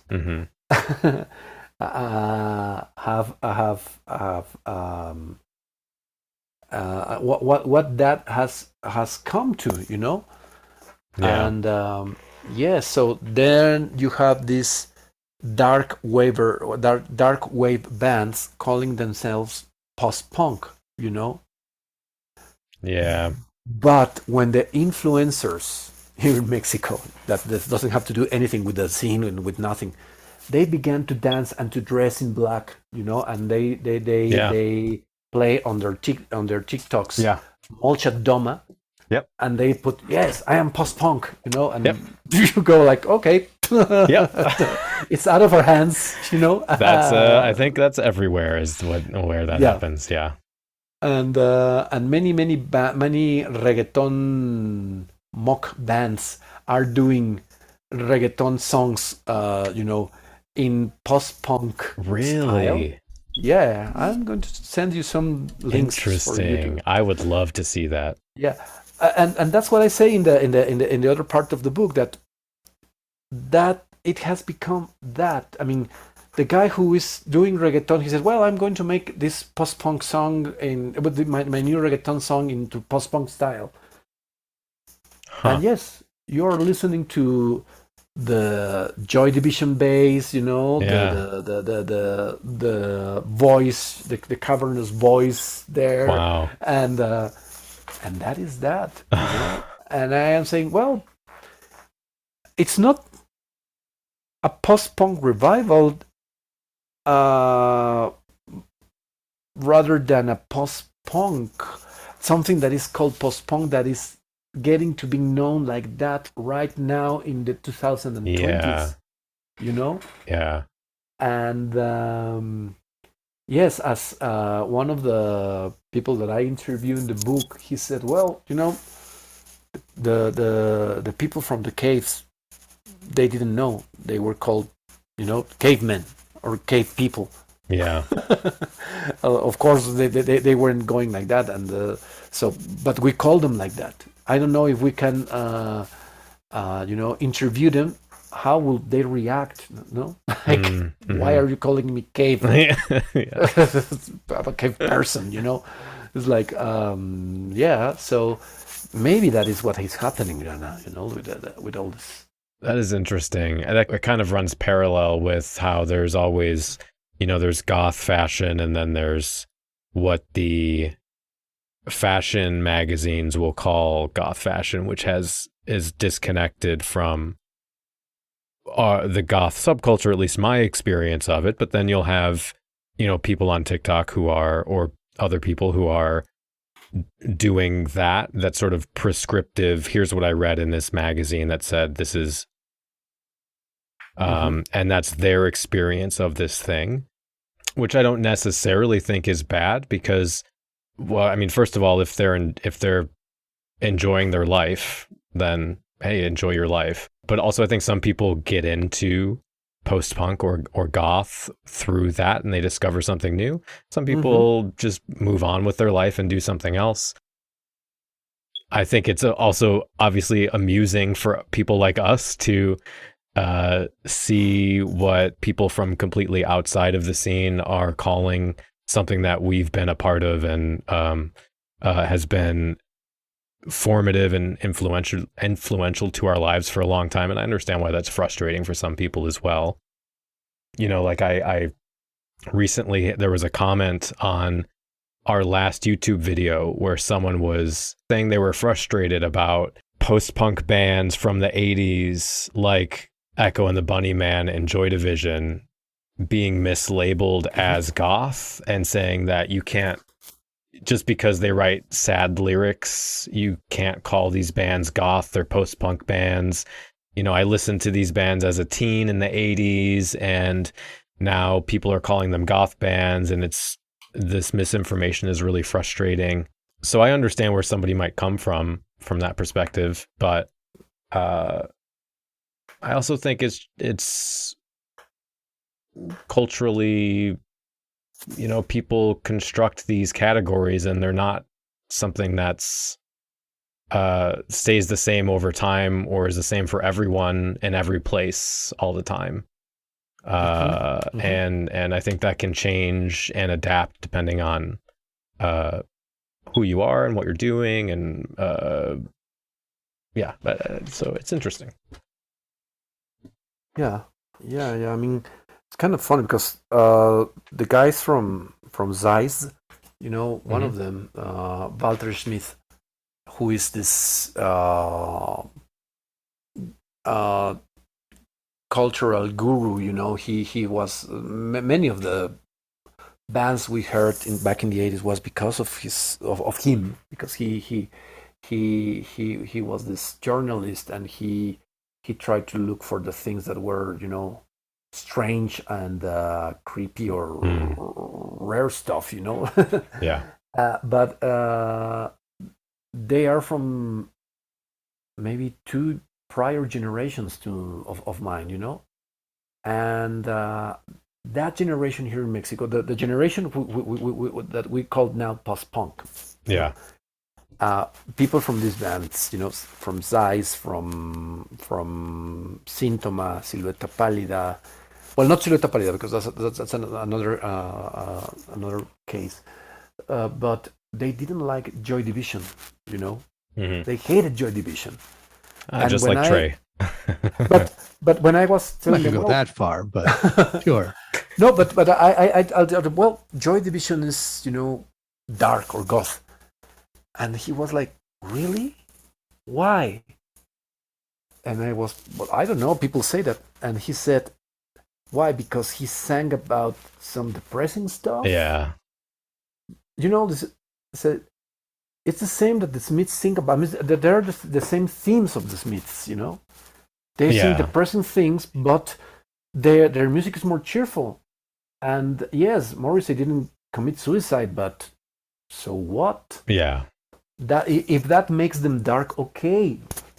I don't consider them dark or goth, but if for the next generation that is what they call goth or dark, okay by me. I mean, I'm not going to change it, but for me, it is not that. Yeah. So it was very, very revealing hearing all of them saying that, Well, I mean, and I agree. Like, so I mean, I don't think, and I think there's 2 different things too. I think for me, I don't think Joy Division is a goth band, but I think there's a difference between, if we're going to say what kind of genre is this band, and a difference between that and saying, what is the canon, or what are the bands that influenced or brought us to this point of music we have now? Because you're talking about new wave and glam and earlier bands from the 60s, like if we're talking about Rip It Up and Start Again, you've got Gang of Four, Talking Heads, Soft Cell. Yes. You could talk about like Death, the punk band, Screamin' Jay Hawkins. You talk about, you go as far back as who invented rock music, right? And rock and roll. And you're talking about, Sister Rosetta Tharpe and that kind of thing.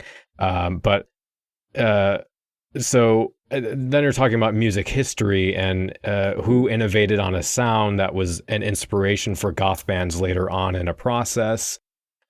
Which for me, I think is more of an interactive web rather than the way I think some people think about it as these hard divisions between this is this and this is this and then this was this. And I don't think that's how it works. I think it's much more messier and interactive than that. And then I think because, like you were saying with, well, if this is goth for them, that's what it is. I think because the way we taxonomize, or the way that we categorize and label music and ourselves is embedded or exists in our environment and is in a dialogue, it's in a conversation with people.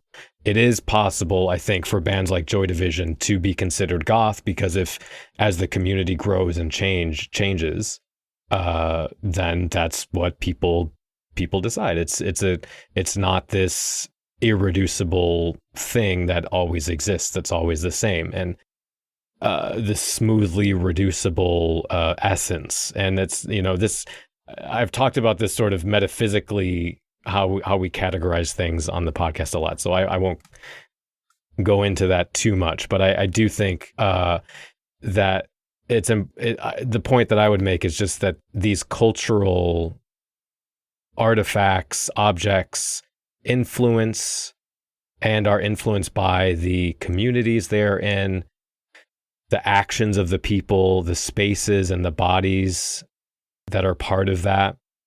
And so the art of the community, the identities of the community, the concepts of the community, like goth, for example. What is goth, right? The objects of the community, they're not fixed, they're not static. They change and evolve over time, which is why I like that you referenced Judith Halberstrom, and I like the reference Judith Butler as well as a theorist, or a friend of mine, Paulo de Jesus, who's written about this kind of thing as well. But anyway, that's I think. Well, it's getting late now, so let's I think this is a good place to stop. So let me just unless you want to add something, okay. Feel free to say anything you want. Just the thing that you say that, yeah, the change comes, you know, yes. That as I told you, when we began, we were like accused of being metalheads, you know, when London and when Clio was, you know, on a hype. But 5 years later, what was, you know, what the hype was Evanescence and bands like that here in Mexico. So goth turned to be that, you know. Yeah, and I remember now, here too. And now it's this, it's Joy Division, it's all this sort of stuff, you know, that people are reproducing here. The bands that are, you know, trying to make something, they first began to, you know, emulating Joy Division instead of emulating Evanescence or Nightwish. Mm-hmm. Yeah. So yeah, it changes, you know, and maybe that's the thing that enrich us, you know, as a scene. Yeah.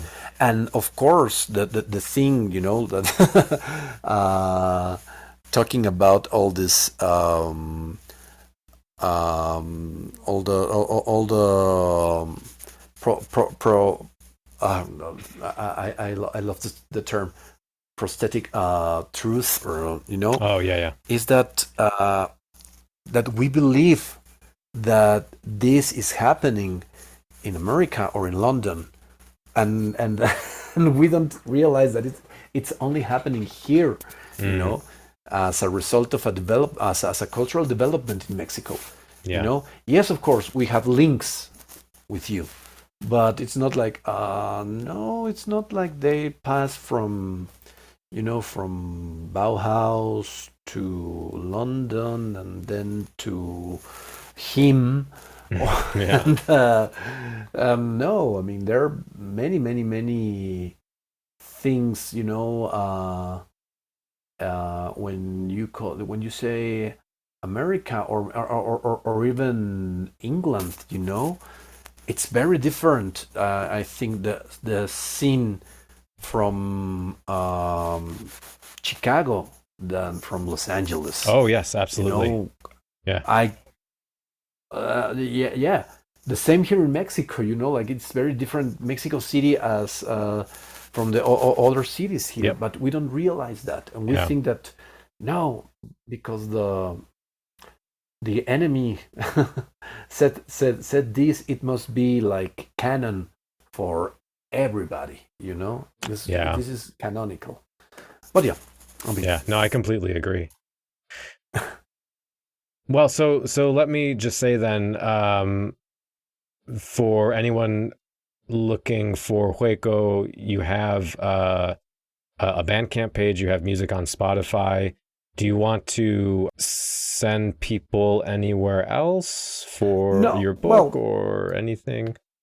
Well, if you want to get the book, I mean, you can always go to the Facebook page. I mean, we are very there, or in the IG, you know, the Instagram. Okay. It's Hueco Dark. We had to add the dark because of a funny situation. But it's Hueco Dark in Facebook or Instagram. And yes, of course, we are in the, you know, the platform of your preference, but we prefer that you go to our platform of preference, which is Bandcamp. Yes. You know, that pays for the bacon or the. I mean, it's just. I mean, okay. It's just a manner of speak. Okay, I'm not saying that anything against anybody or else. Right. Yeah. I mean that pays for the next things we are going to do. Excellent. All right. Well. Yeah. Jose, thank you. Seriously, thank you so much for all of your time, and this was really a pleasure for me to get to have you on. So thank you so much for that. Yeah, thank you. This was really great. Thank you guys, really. Yeah, Danny and Trey. I mean, I don't know if you were like bored or something. No, I was. I absolutely loved it. Every second. Yeah. Okay.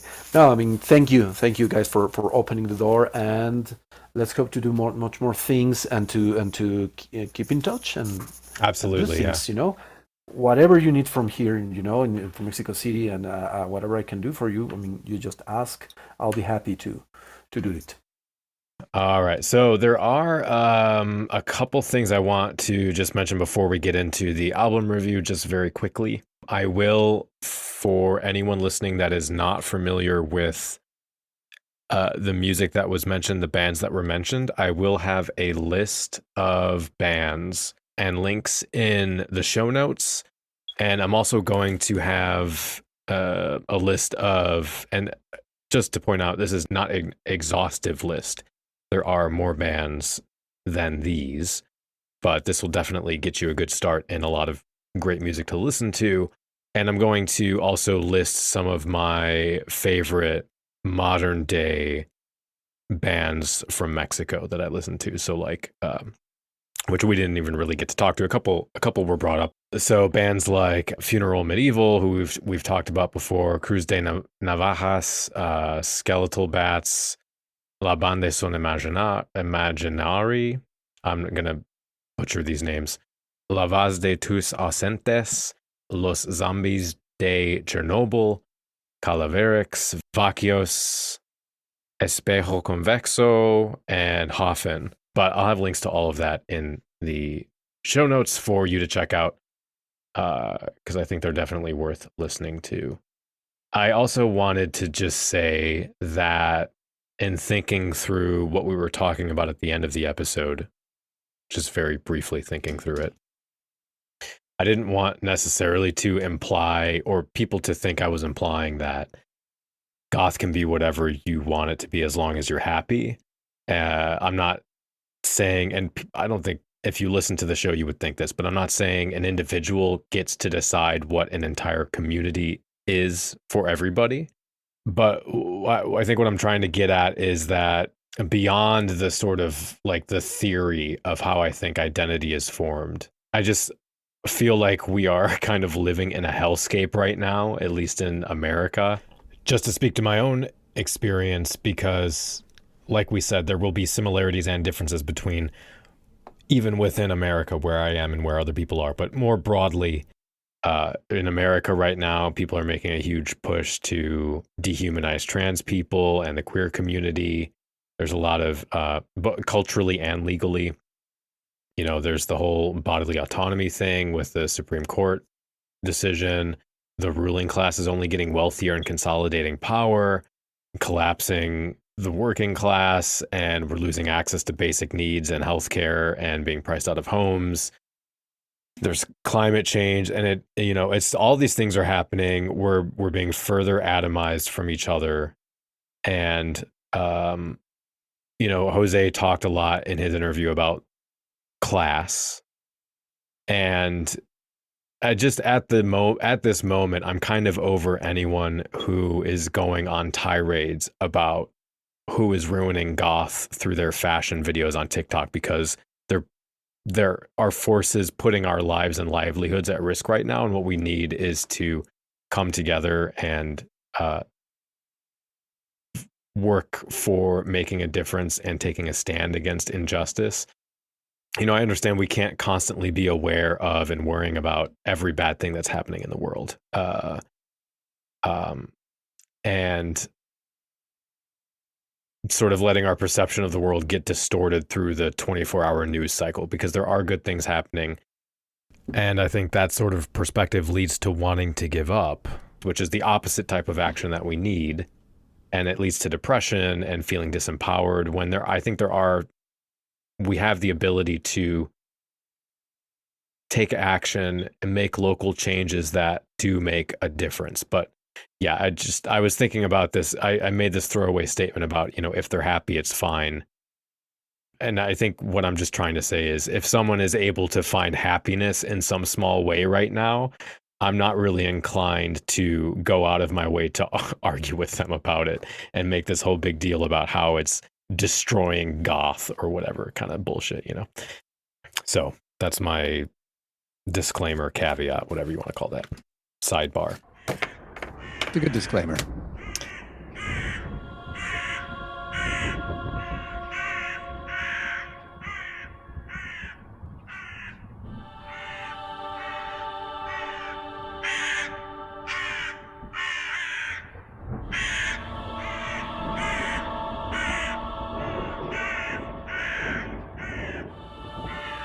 Album review.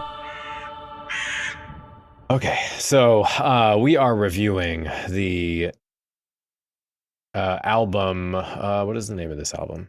Gold Calculations, I believe it was. Gold Calculations from Cabaret Grey. And the little blurb on Bandcamp basically says they're from Poland. They were founded in 2010 by musicians associated with the Legencia and Warclaw post-punk cold wave scenes. Faithful to the dark side of the music of the 80s, they create cold and raw songs saturated with punk energy, sometimes with romantic nostalgia. Oh, and it looks like this is their first LP as well. I don't think they had a previous full-length album before this. So let's play a track from this album. Did you have a preference? I was thinking of going with Gray Lights, but I'm open to whatever. Favorite track was probably Subconscious. Gray Lights was good. It was probably the punkiest of the bunch, so I'm frankly not surprised you gravitated towards that one. Well, let's go with Subconscious. That's fine with me.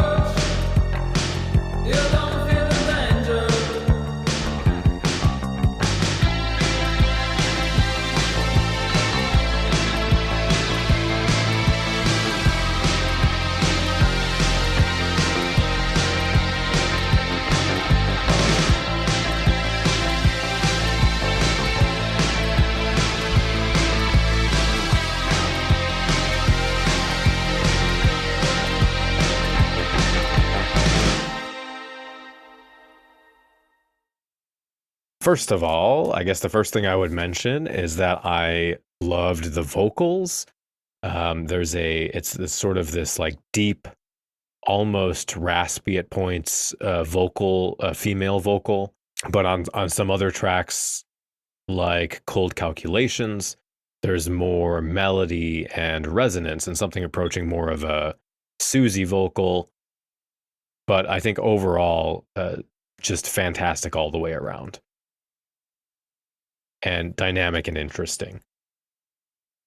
The album is primarily driven by bass guitar and the drum machine, just the way God intended it. Pretty straightforward post-punk music. And also, if you know me, you know that I am a sax goth. So the saxophone that was on this album, I absolutely loved. It makes literally every goth song better. You can fight me, send me an email. You're going to lose. That would definitely explain also why you went with Gray Light. Yeah. Yep. That was the first time it showed up. I really like the bass, the tone of the bass as well. I don't know if that's the term, but for me as a non-musician, just the sound of the bass, I really liked. There was something about it. I don't know enough about music production to really say much more than that, but it was just really driving, and it hits you right in the chest. You get tracks like Almost Frantic as well that are so bass centric. It's almost feels like a rockabilly song in a way. It's just really staccato and fast paced. I like the trend right now, or at least what I think is a trend, to feature the jangly guitar as like the main instrument, or kind of the dark wave synths. This album being mostly bass centric was a nice change of pace in that way. And like you said, Trey, it does have a punk edge to it. Even I think kind of a rockabilly tinge to it as well in some places. But the vibe of the album is still very dark and brooding and atmospheric, right? Because you get the haunting synth that pops in occasionally. That said, the synth on some tracks, it was serviceable, but I wasn't a huge fan of the sound or the tone of the synth. It almost sounded kind of hollow or tinny to me in a way, and I don't know how to describe that really. It was just something about it that in some places felt a little off to me, which is not a great critique, but I mean, I don't know, subjective. I think I know what you're talking about, and it's one of the things I liked about the synths, but I'll talk about it a little bit more in my aspect of the review. Okay. I could be wrong what you're pointing at, but we'll see when I talk about it whether you agree that's what you were talking about. And then you do get, you get some other stuff. You get there's some wood block in there. There's some good, as far as, which I think is synthesized, which I liked. There's some good swirly atmospheric synth parts that I like. There's some good kind of clangy industrial sort of noises as well. But I don't know, maybe it's the melodies kind of felt a little off. I don't know. But I would say also for me, a track like Freezing Point, I did like, but it was a bit too repetitive. And I do sometimes like tracks that are just the same few bars over and over again, because you can get that kind of trance-like state. But for me, on that track, it just didn't work. But there is still, I'm sure, plenty of people who will love that song. So that's just, again, my own personal tastes. That said, altogether, those are pretty minor complaints. I felt the album had a good backbone on the bass, and they built on that well. And again, phenomenal vocals, the post-punk guitar, the up-tempo drum machine. It's dancey, it's weighty in a way that was sort of reminiscent of The Cure's Pornography in a way. It has its own personality, though, that is it's dark. It's I know that's a generic word, but it's dark. It doesn't overstay its welcome as a whole. So for me, I'd probably give this a 3.5. Very cool. And that's my review. Very nice. What did you think, Trey? I also really liked it. A lot of the things you mentioned, I kind of echo. I also really did gravitate towards the vocals. I felt they were very, very reminiscent of the vocals of Nico, who is one of Oh, the yes. sort of templates for that Yeah. gothic female, the low contralto, very disassociated kind of voice that's not really passionate. It's sort of separate and cold and distant, but still emotive somehow. Yeah. So I felt a lot of that, and I love a good. I mean, I gravitate towards deep voices regardless of gender, but a deep female contralto is really nice. And I thought the singer for this band did a very good job with that. Um, but unlike previous bands which have that similar drony voice that I've complained about in the past, she mixes it up enough. It's Yeah. not just that drony thing the entire way through. It has its high points and low points. So it's doing the drony thing, and then there's going to be a shout or Hmm. a little bit of a ululation. Although Yeah. the chorus on the last track, Still Life, for some reason, I couldn't quite put my finger on why, just didn't work for me. The whoa, whoa, whoa, whoa, oh, just Mm-hmm. bothered me. Yeah. Yeah. I don't know Yeah. why, because it wasn't necessarily bad. It didn't work for me. But that was the Yeah. only one where some aspect of the vocal just didn't really grab me. So yeah, I did get some very strong Nico vibes. A couple of the ones, like you said, when she got more expressive, verged a little bit more into Susie territory, which I feel is sort of an evolution of the Nico sound with more of that punk edge and a little bit more passion Mm. to it. But yeah, I really got a strong Nico vibe from the whole album. Oh, which was great because I love Nico. So I Yeah, really enjoyed that. that's a good call. I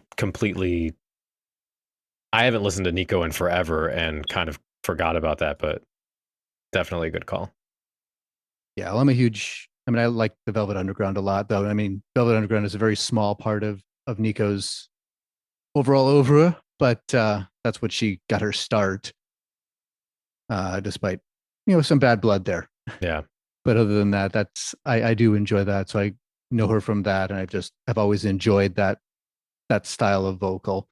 So I definitely perked up at that real early. And then the drum machine, which you also called out, I was going to make a comment that I felt like they let Dr. Avalanche sit in on their album. Yeah. I did.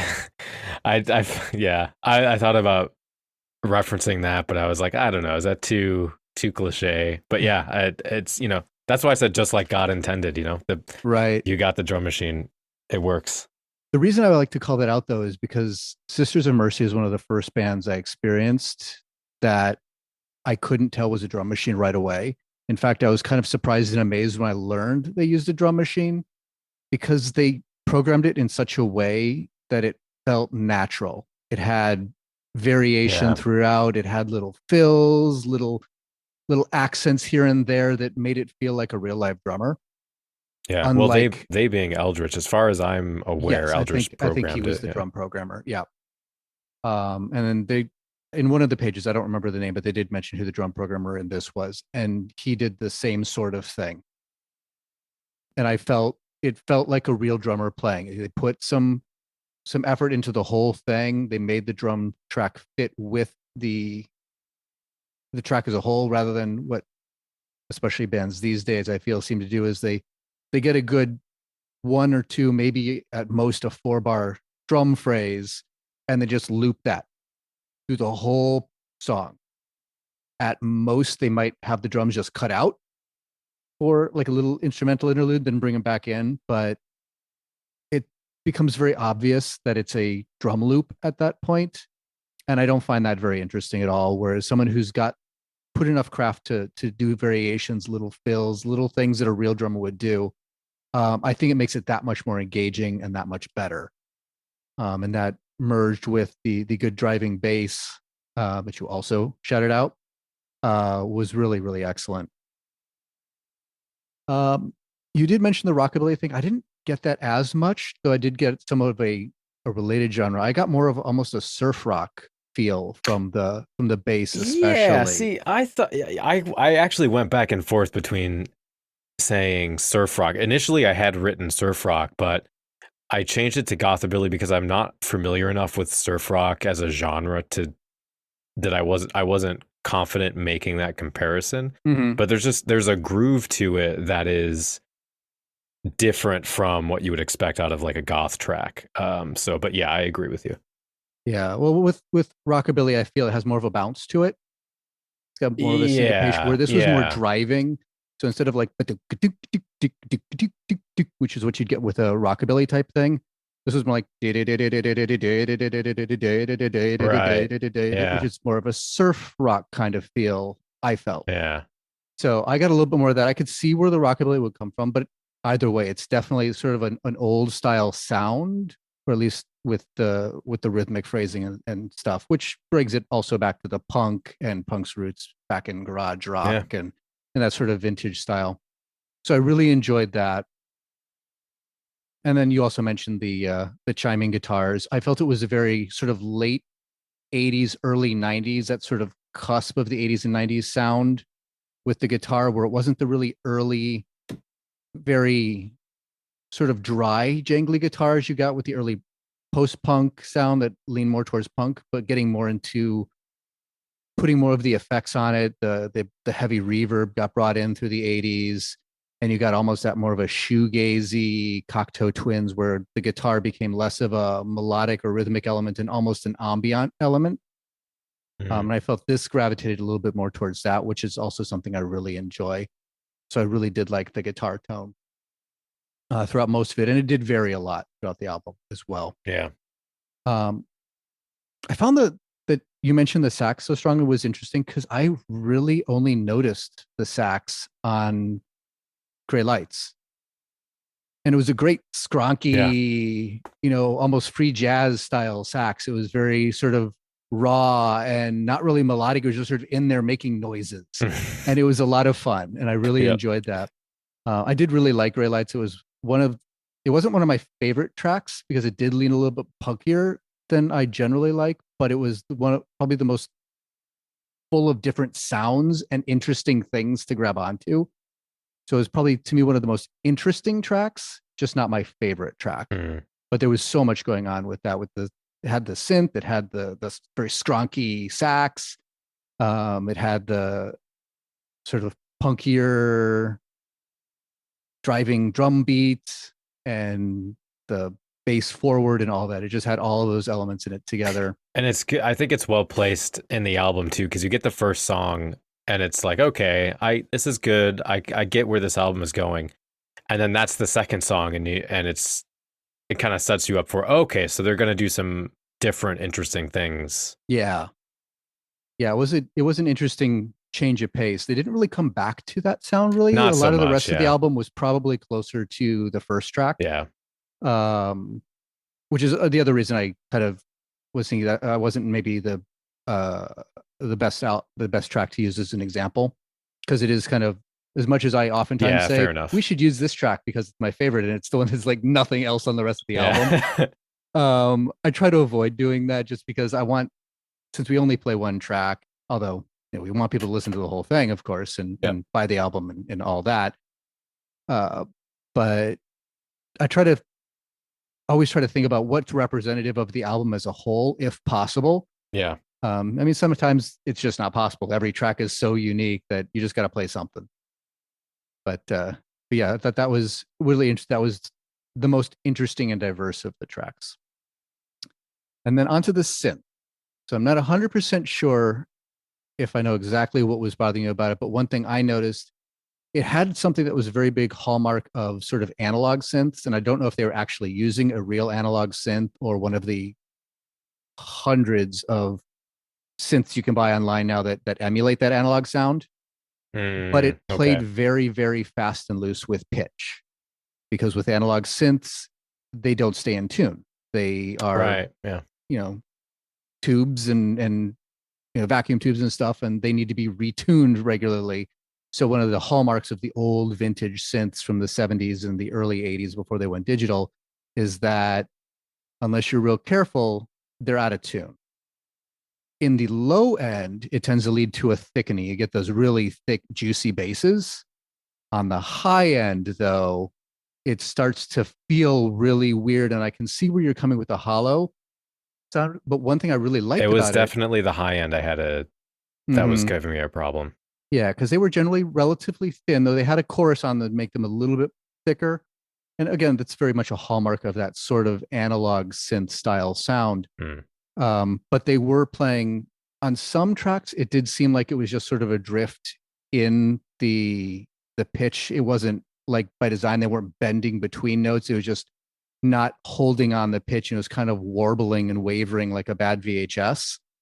But then some of the tracks, Subconscious being one of them, which is why I like that one so much, where it was doing a lot of bending between notes. It would like pick a note and go on it, then slowly bend to another note and play on that for a little bit. And then it left me, it did lead to a very sort of hollow and spooky and eerie sound, which I really enjoyed. But I'm a bit of a synth guy, so I like weird synth noises, and I do like that sort of analog sound as much as I do like sort of the sharp digital sounds as well. Yeah, excellent analysis. Good. Does that sort of sound like it's describing what that makes a lot more sense to me now? Yeah, and it also makes sense as to why it felt like I couldn't. My issue with the sound wasn't consistent either, and I couldn't quite figure out where. But that it's all. What's that meme? Ooh, it's all coming together now. Yeah. All right. Good. The one thing that did bother me about some of the synth work is they had a couple little sort of non sequitur teaser things. Track 3 being the biggest example, intro, which was a fascinating little sort of synth exploration with that sort of. I really enjoyed the sort of synth washes that were happening there with the little, really high pitched and digitally precise pings that are just floating in. It was very sort of a floating in space with weird noises happening. And I really enjoyed that. And then it would just stop after 20, 30 seconds and go into cold calculations, which I thought was a total non sequitur because it says intro, but it didn't feel to me connected to cold calculations. Unless maybe they're going with a thematic it didn't thing. At all. I don't know what they were doing. But I really enjoyed it. I'm like, I want you to develop this thing more. Yeah. And maybe it could have been tied in, but it just like it stops and then cold calculation starts. And cold calculations is more of the sort of post-punky, like we've been describing. It wasn't one that was really an outlier in the album. And there's another piece that actually did have a little intro that didn't blend as much. I'm trying to remember which one it was. It might have been Almost Frantic, but it had another sort of a very short sort of synth intro that then sort of faded away and went into the regular track, which I thought was another sort of musical non sequitur. And then the sort of the vocal snippet about, war being alien at the end of that other one of the other tracks was interesting. But again, I felt a little bit of a non sequitur. Out of nowhere, yeah. Yeah. And it didn't bother me. I enjoy non sequiturs in music, and they didn't take me out of it. They're just like, I don't really know where that came from. It was kind of cool, but it was kind of odd. Yeah. So yeah, that's just like you, Trey. Yeah. Well, I thank you. I appreciate that. I definitely lean hard into the odd. But I really did enjoy the album. I thought they took a lot of elements and put them together in really interesting ways.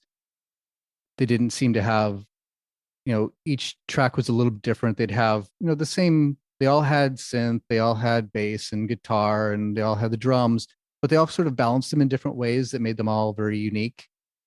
And then like I said, the singer was great. The lyrics were actually really good.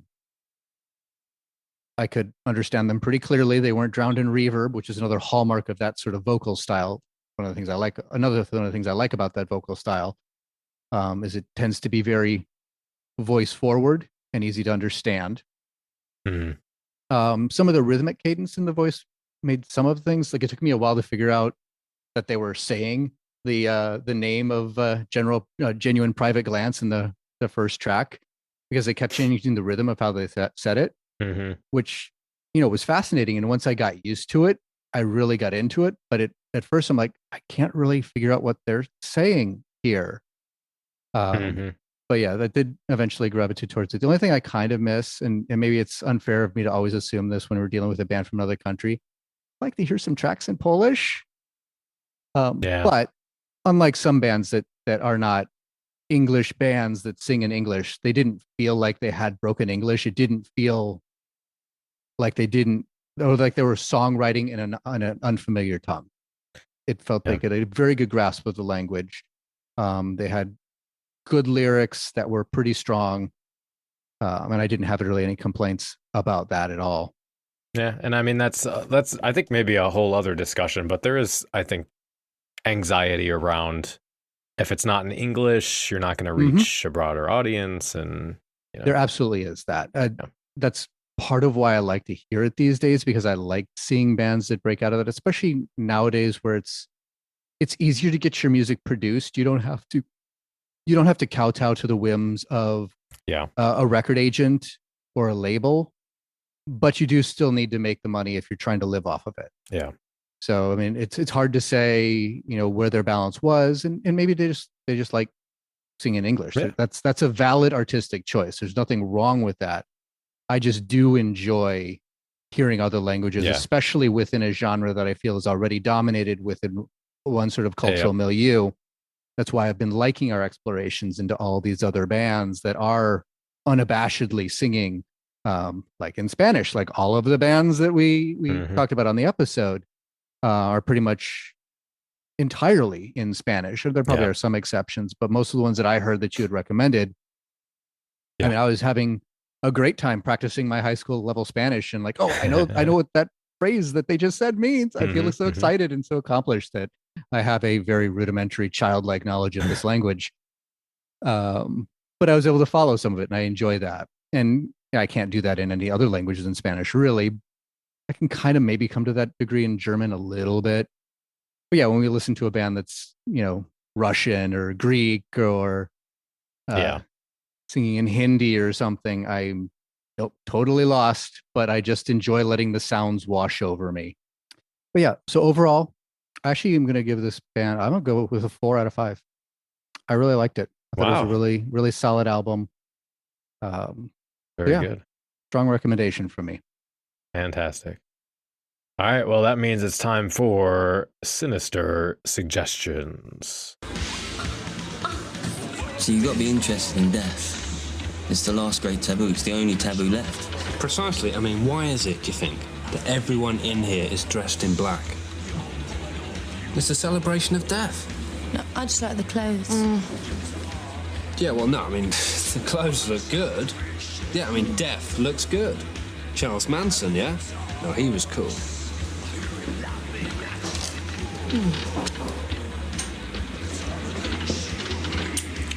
Don't know if I mentioned it before, but I'm actually a vampire. Sinister Suggestions. All right, so I've got a couple. I already talked with you about one of them, but the first one's going to be the show Arcane on Netflix. Yes. I've really been enjoying it. I'm almost done with it.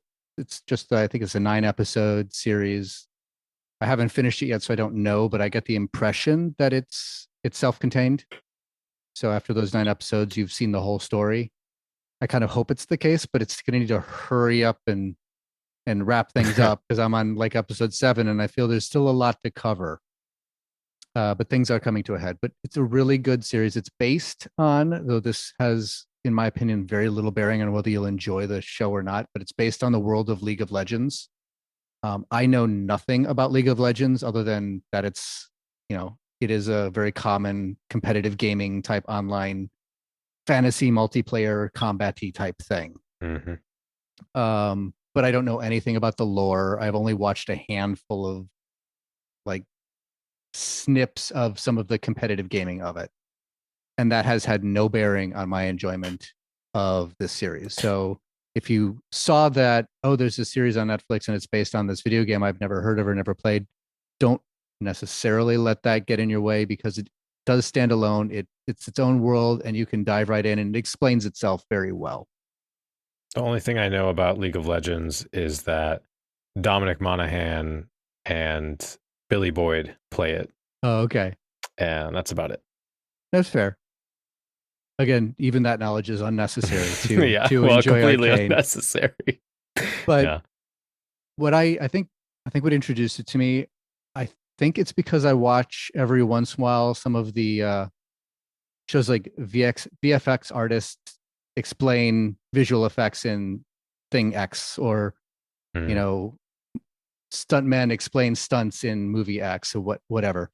And this was a visual effects one, and they were talking about the visual effects in this show. So it's more or less, it's a 3D animation, kind of is all the rage today, but it's very sort of stylized. So it's not the smooth sort of 3D animation you get with a lot of the Pixar things. It's sort of the more cell shaded, so it feels a little bit more old school or comic booky, but it still has that sort of flow of 3D animation. However, all the effects, so any lasers or flashes or explosions, they're all hand drawn on top of it. So I thought that was a really interesting way of doing things, with a sort of 2D hand drawn effects on top of the characters and world, which is a cell shaded 3D environment. It's very well done, very, very dynamic animation, very exciting, great action. But more importantly, even if you're not into the sort of visual spectacle, it does a really good job with characters. The characters grab you right away. They've got good, deep, character history. They really get you into their sort of emotional journeys. You kind of get to know and love the characters. And you, of course, have your villains and your heroes, but they're not quite so black and white either, which is another thing I tend to like in shows, is when you can kind of empathize with where the villains are. You may still hate them because they're villainous and they're doing terrible things, but they aren't this sort of cardboard cutout of villainy that it's like, yeah, whatever, they're just that villain trope. And then the heroes are also not these paragons of amazing goodness and wonder. They have their flaws. I mean, we're not talking the sort of gritty realism of like The Boys, where everybody's horrible, but they're people who have their flaws and they hurt each other, and that causes conflict. And so that's sort of where the central conflict is with character interaction, rather than with the uber good guys against the uber bad guys and this sort of very pat formulaic conflict. So I really enjoy it. I really recommend it. It's not a long series. Like I said, it's 9 episodes. I think they're 45-minute episodes, so they aren't like huge episodes, but it's solid. It's well paced. So I recommend that. So that would be sort of my primary recommendation. Nice. Next one will be a music one, going kind of outside, like I usually do, from the sort of goth sphere. But the band I'm going to recommend is a band called Bloodywood. Okay. I just was introduced to them not too long ago. They are an Indian folk metal band that mixes sort of Indian Bhangra music, which is sort of the traditional dance music style, and then folk style with folk metal and rap metal. Wow, sounds like something I would enjoy, actually. And it's really very interesting. The first song I heard from them was a song called Danadan, which is a sort of anti-rape song. Okay. Which, from our perspective on in America, is like, well, duh, rape is bad, but that's a problem in India. Yeah, it's a big problem in India, and so having someone very vocally speak out against that, and that sort of anti-patriarchy that's speaking out against rape culture in India is a pretty big deal. So it was really great to hear that. And I just really enjoyed the visuals in their video, because they had a lot of very sort of traditional Indian things in that video, as well as very metal things. And they have one singer that does a lot of sort of rapping in English, and then the metal singer, who does a mix of clean and harsh vocals, sings primarily in Hindi. Okay. But usually has subtitles for a lot of their stuff. So that was the first track I heard of theirs. I did a little bit of research, and it seems they sort of got their start as almost a parody metal band, where they would do covers of Bollywood, the big sort of show-stopping Bollywood pop song things that are in all of the Bollywood movies, and they would do metal covers of those. And of course, any band that does metal cover or any covers of Indian music naturally did a cover of Tunak Tunak Tune. Oh, hell yeah. Is always fun, and it was a great lovely little meme back in 2000 when it first sort of Yeah. hit the Western mindset. So they have a cover of that, which is fun.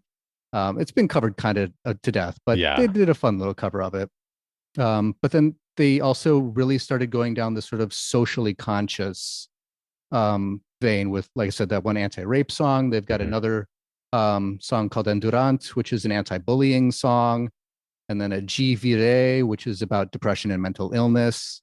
They've also started they teamed up with an organization that does mental illness outreach and stuff like that. So they have this sort of social aspect, which also, they did a tour that kind of emphasizes the fact that they're sort of a socially conscious metal band, because they called their tour a Rage Against the Machine. Oh, okay. That was a lot of fun. Yeah. So they're a really good band. I really enjoy them. I don't like all of their album tracks because they just came out with an album just recently. Their first serious sort of original, not covers album. So they do have a Bandcamp page, which we'll put in the show notes and stuff. So yeah, they're enjoyable. Like I said, I don't enjoy all their songs, but I do enjoy the handful of songs that I've listened to. The ones that I actually mentioned, I listened to them, and I do enjoy all of those. But yeah, they're a really enjoyable band and a lot of fun. And just like always with my recommendations, it's something sort of different. It sort of piques your ears and like, I hadn't heard that sort of combination of things together. At least I had. I mean, maybe other people had. Maybe it was really common for other people, but it was new for me. So I definitely recommend that. So Bloody Wood, pretty good Indian folk metal, rap metal band. Very good. I will definitely be checking them out. The very last thing I want to do is a shout out, because we just had him pass away. Vangelis died last week, May 17th. Oh. So want to shout that out. So anybody who isn't familiar with Vangelis, I don't think I saw that. But yeah, he passed away May 17th. Of course, in sort of our line of music, the Blade Runner soundtrack is kind of the thing that everybody calls out within goth and industrial and the sort of electronic spaces. And that's, one of his classic albums, but he's done tons of stuff, tons of albums, tons of soundtrack work. Blade Runner is probably his best, but I would definitely recommend, if you're not familiar with Vangelis, check him out. If you are familiar with Vangelis and haven't listened to him for a while, give it a listen in retrospect. For the passing of a great composer. I don't know. Yeah, I don't know how I didn't see that, but yeah, wow. All right, well, on that note. I mean, you got to end a goth podcast on a death note, right? Yeah. I actually, as we've been doing the show, there have been a lot of people in and tangential to the scene that have died, sadly. And I've never, maybe this is strange, I've never brought those up as they happen, because I'm always worried that if I start doing that, there's going to be somebody that passes that I miss. Mm-hmm. And then I feel like once it's a thing, it's like, oh, people expect, okay, well, when this happens, they'll talk about it. And then there's somebody that I'm not going to talk about. And then people it's a dumb justification. I'm not putting this in the episode, but it's a weird, dumb justification that I got in my head. And then I felt like enough people had died by the, it's just like, well, I can't start now. I don't know. It doesn't make sense now that I'm saying it out loud. No, actually, it actually totally makes sense. I absolutely get where you're coming from with that, because there is this idea that, you have a reputation, right, as a voice for the community. Yeah. And the assumption for anyone who gets that reputation, and usually it's never true for anybody, but that's still the reputation that people assume, is that you know everything, all that happens, and you know and see everything. And something like starting to list people who have passed is something that the average person, like, well, someone who's really in touch with this scene, it doesn't happen that frequently, so ought to know everybody. Yeah. But I mean, especially when you get into things that become tangential. I mean, yes, if a core member of the scene dies, I mean, if you were doing your podcast in the 90s and you missed Roz Williams, that would be surprising. But missing like a David Bowie or a Vangelis, not core to the scene, but definitely hugely related to and definitely a strong influence on the scene, or even Leonard Cohen, who also died the same year as David Bowie, because that year sucked, along with Prince and Tom Petty. Damn that year. Yeah. But I mean, Leonard Cohen is the inspiration for Sisters of Mercy, but that's still tangential, and not a lot of people necessarily know him, and he's not core to, the goth music experience, even though he's name checked by many, many bands. Yeah. So you'll definitely miss someone, and then that having an anxiety around being called out for that and losing credibility because of that is a valid concern. I appreciate that. Yeah, because I think it was an anxiety thing, and it is. It's also there's so much. It was black and white thinking, Yeah, and also there's just so much that we do cover on the show that it's just like, at what point, how much news do I? Yeah, and then I put pressure on, like, how do I respectfully talk about different people, and I don't know. Well, I mean, the obvious question comes into, what happens when a person who's central to the scene that you don't like dies? Like, what would you do if Marilyn Manson died, or Voltaire, or, any of the other people, whoever the people in Combi Christ are? Yeah. These are problematic people that are important from the history of the scene and could be called out for being missed, but we don't want to really talk about them and or platform them. As an example, somebody that died, not to what you just said, someone that did die recently was Sophie Lancaster's mom. Okay. Posted that on the Facebook page. And obviously she ran the Sophie Foundation, which lobbied for hate crime laws in the UK and promoted like anti-prejudice cultural movements for people in subcultures and that kind of thing. And yeah, I didn't bring it up on the show, both because of that thing I talked about and just like, how do I feel like I should have some sort of robust sort of in memoriam, pay proper respects to somebody, rather than just a sort of, which you don't need to do. Like, this is all something I've done in my head, right? Right. But I felt like I didn't want to just say it in passing, kind of thing, which is also totally fine. It's like, I think it's still, you're still honoring the memory and recognizing somebody in that way. I just, I hold myself to too much of a high standard, I guess, for anything. So you do, but that's part and parcel with what also makes you good at what you're doing here too. Is that high standard does show through with what you do release and put out. So it's hard. Anybody who's a creative person and who produces, respected works tends to be that way. They're their own worst critics. And it makes it hard to put stuff out and to decide on things. But I guess another thing along these lines is we don't position the show as a news and events show. We deal more with concepts and ideas. And so something like listing people who have passed or listing upcoming concerts, this is a different show. Scene reports, that kind of thing. Yeah, there are places that do that, and they do that well, and that's not our lane.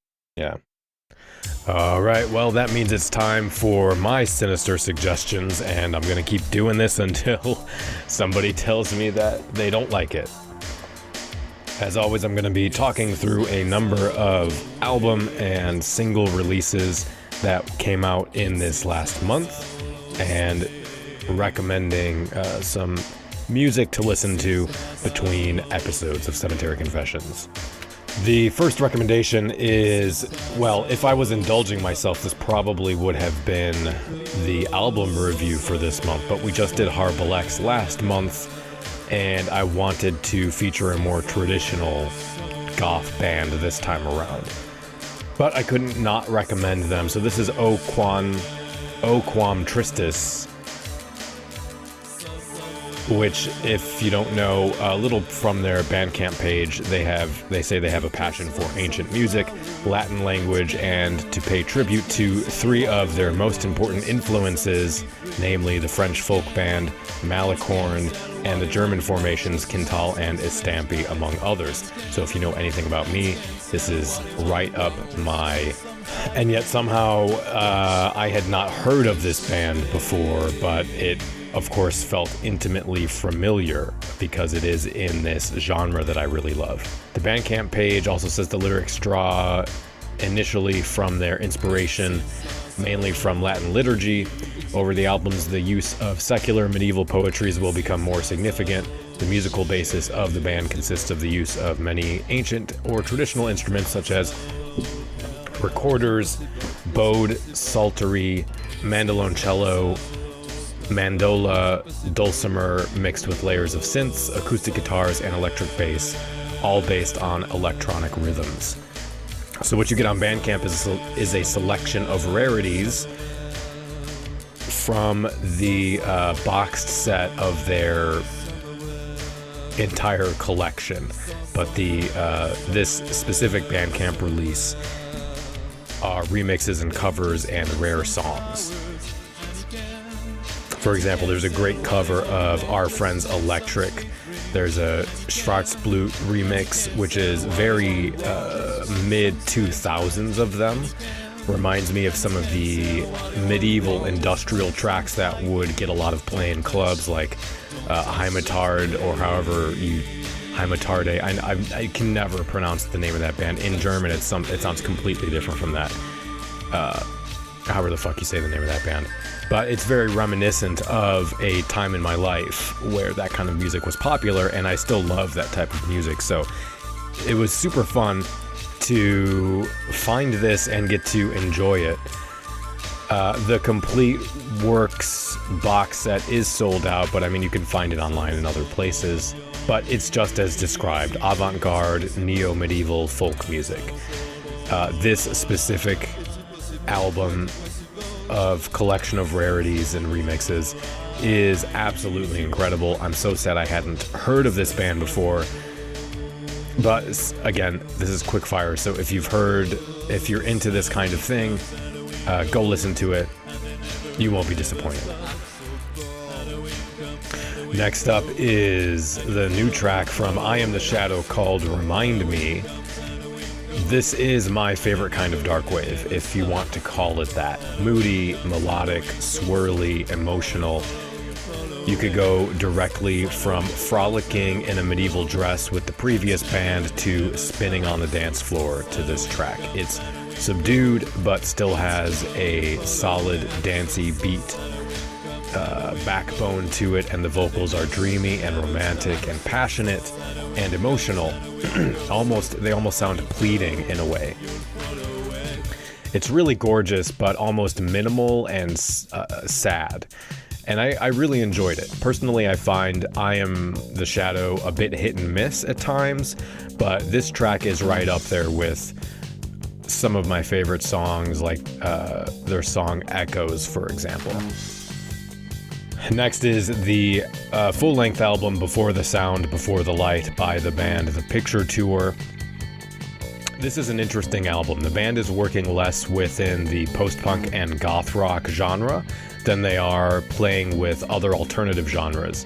I think you get some of the heavy guitars from post-hardcore. There's even some slower, sludgy sounding melodies, even maybe some tracks like the Sweetness of Ease, which remind me of what was getting labeled as emo in the early 2000s. There are a few tracks that fit a bit more neatly into the post-punk kind of vibe, but those are fewer and far between. So personally, I would say this is kind of a Rose Garden funeral party situation where people are calling this goth, but when I listen to it, I don't think this is a goth band so much as it occasionally plays with some goth sounds. But that's not a bad thing at all, and if you are someone who's into alternative metal, for example, and are also goth, then you're going to want to check this one out. Next is Anam Preto, which is the self-titled EP. This is a killer Brazilian wave band. Really interesting use of synth on some of these tracks that reminds me of some of the Russian and Eastern European post-punk bands that have been putting out records the last few years.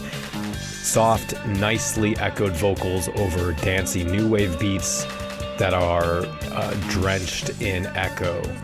You've got drum machine, some dreamy guitar, and mostly staccato kind of bass, with tracks like Consequencias having kind of a Joy Division sound to them, but no two tracks are the same, so you get a wide range of genre within the wave post-punk spectrum that I think means most people will find something they enjoy. But I thoroughly loved this album and highly recommend checking it out. All right, now for something completely different. This is the album Great News by the band Daddy's Boy. This is a Chicago hardcore band that masquerades as a punk band. And with everything going on right now, whether you're on your way to a protest or on your way to work or crying in your room, sometimes you just need a 1 minute and 45-second song to scream about the cops or the right to healthcare and forced pregnancy or capitalism, and that's where this new album comes in. It's powerful and angry and brutal. Sometimes you don't want to sweep the cobwebs, sometimes you want to sweep the leg and windmill a legislator's face. So here's my recommendation for that for the month.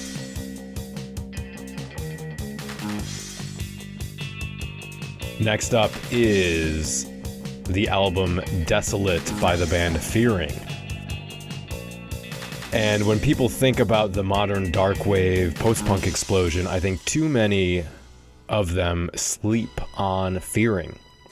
Twin Tribes and She Passed Away and Drab Madge are great, but Fearing, I think, should be right up there and offer a great companion to those other sounds that I think are more poppy and dancey, whereas I think Fearing are one of the more sort of like I Am the Shadow, that kind of the spectrum, more inward-looking, brooding, almost shoegazy, and that slower, more 80s reverby ballad kind of a sound.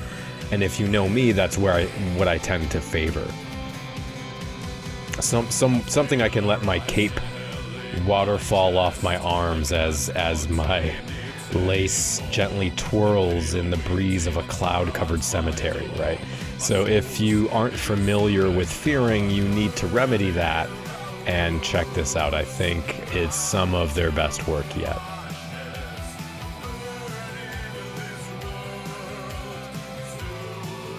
Next is the album Caligomatter by Gorgyra. If anyone has played the game Vampire the Masquerade Bloodlines, my first point of reference when I started listening to this album was from the soundtrack of that video game, the song that plays when you're in the caves underneath the Society of Leopold. But this is a gorgeous album. It's seance music. It's fancy dress, ghost story music with a glass of expensive alcohol and a full moon. It's top shelf spooky shit in the realm of like Midnight Syndicate, right? Really, really wonderful. If you're looking for a little bit of Halloween in the summer, absolutely check this out. Next is the album Gothzilla by the band Gothzilla. So this is an album from 2020, but I had never heard this, and I've kind of become obsessed with this album over the last month. As I mentioned before, there's been a conspicuous lack of modern bands that are in the Gothic rock genre, specifically in the sort of Sisters of Mercy vein of Gothic rock. And I think this band knows what they're doing here. I mean, the band is called Gothzilla, right? There's a track called Temple of Sound. They use choir backup singers, reminiscent of what Sisters of Mercy did in some of their music. It's a great album, and it's not just Gothic rock either. Some tracks go straight up 80s rock, a bit more sort of in the vein of top 40s classic rock, but it's this celebration of an era. There's the arena rock that's reminiscent of some of Eldritch's favorite bands like Motorhead, The Fall, Hawkwind, but they also throw in some tracks that are more new wave inspired as well to keep it fresh, and those are really good with some like electronic stuff. I think this is a must listen. I've been playing this album on repeat for a while and really, really enjoyed it. Next up is the band Her Absence Fill the World with their album Neon Aberesque. So I don't really cover the industrial or electro side of things. There are outlets for that. Of course, I will always and forever push everyone over to We Have a Technical, which is a great podcast, but I still like to throw a little something in once in a while. I like a lot of this band's earlier work because it was a little more somber and brooding electro, something closer to goth in a way. The new single, Neon Aberesque, is a little more upbeat than I expected, and I think geared more towards being for a club floor sort of single, but that's not a bad thing. It's hard-hitting, it doesn't overstay its welcome, it has a mesmerizing beat. It feels very kind of hip to me, very much like what the cool, sexy kids are into, which sounds weird now that I've said that out loud. And I can feel myself decaying from the inside, but it's got a really angular electro-pop feel for hot, sweaty bodies. And the EP on their Bandcamp page, or LP, whatever you want to call it, is really good, so check it out.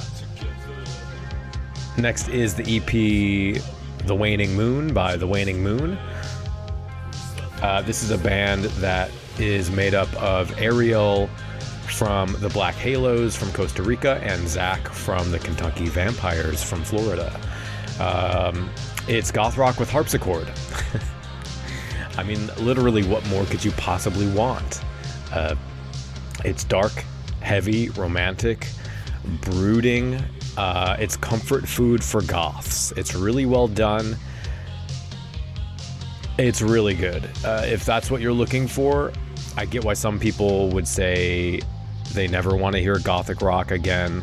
But for me, I need something to break up the glut of darkwave bands out there, and I don't regularly listen to 80s and 90s albums. So something like this really puts the blood back in my veins, for lack of a better vampire metaphor. And then we've got Enough to Drive You Mad by The Present Moment. This is a full-length album. There's some 90s industrial rock on here, replete with sampling, some sweet reverb-laced post-punk as well. There's guitar riffs with poppy 90s synth interlaced with heavier gothic rock arena chords, and wow, I didn't know I needed this in my life. The album is also pretty political, and I mean, I haven't talked much about lyrics for any of these albums because this is just a quick fire kind of presentation, right? So I don't get into the lyrical themes for any of these unless it's relevant, but On the other hand, you should be listening to these albums and discovering what the lyrics are for yourself, and what the music is for yourself, and that's its own kind of reward. But plenty of these albums are politically motivated, and I just wanted to point out, I'm happy to see more of explicit stands and activist messages being present in goth songs these days. And then finally is the newest track from the band Urban Heat, called Have You Ever? And I just discovered this on TikTok, actually. I'm sorry, there's one more after this, actually. So yeah, this is a new single from Urban Heat, and it's an absolute earworm. You only need to hear it once to have it stuck in your head for the rest of the day. At least that's how it went for me. It's just a killer new wave dancey synth track. The vocals are powerful and melodic in all the right ways. It's got that 80s edge to it with a really positive message lyrically, and the track isn't too busy or too empty feeling or sparse feeling. It's just perfectly balanced, just like Thanos wanted it, and gives a great tension and then build up and makes for just a killer poppy new wave track.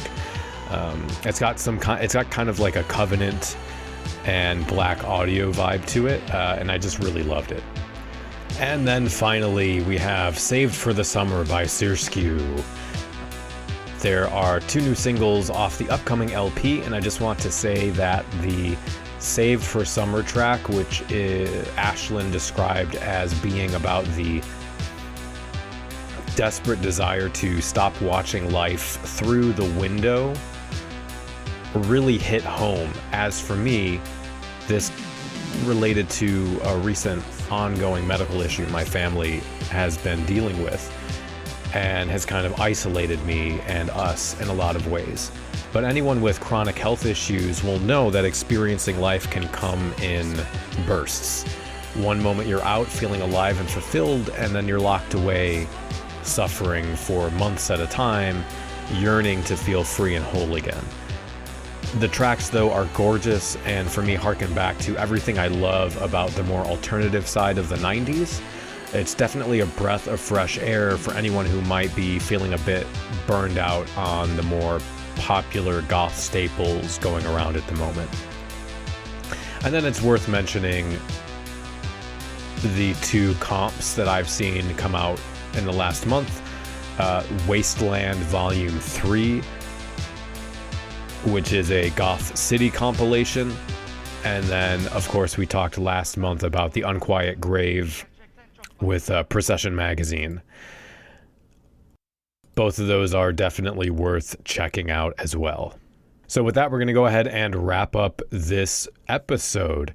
I do want to wish everyone a late Happy World Goth Day, and mention that the new issue of Auxiliary Magazine, which is out, features a op-ed from myself.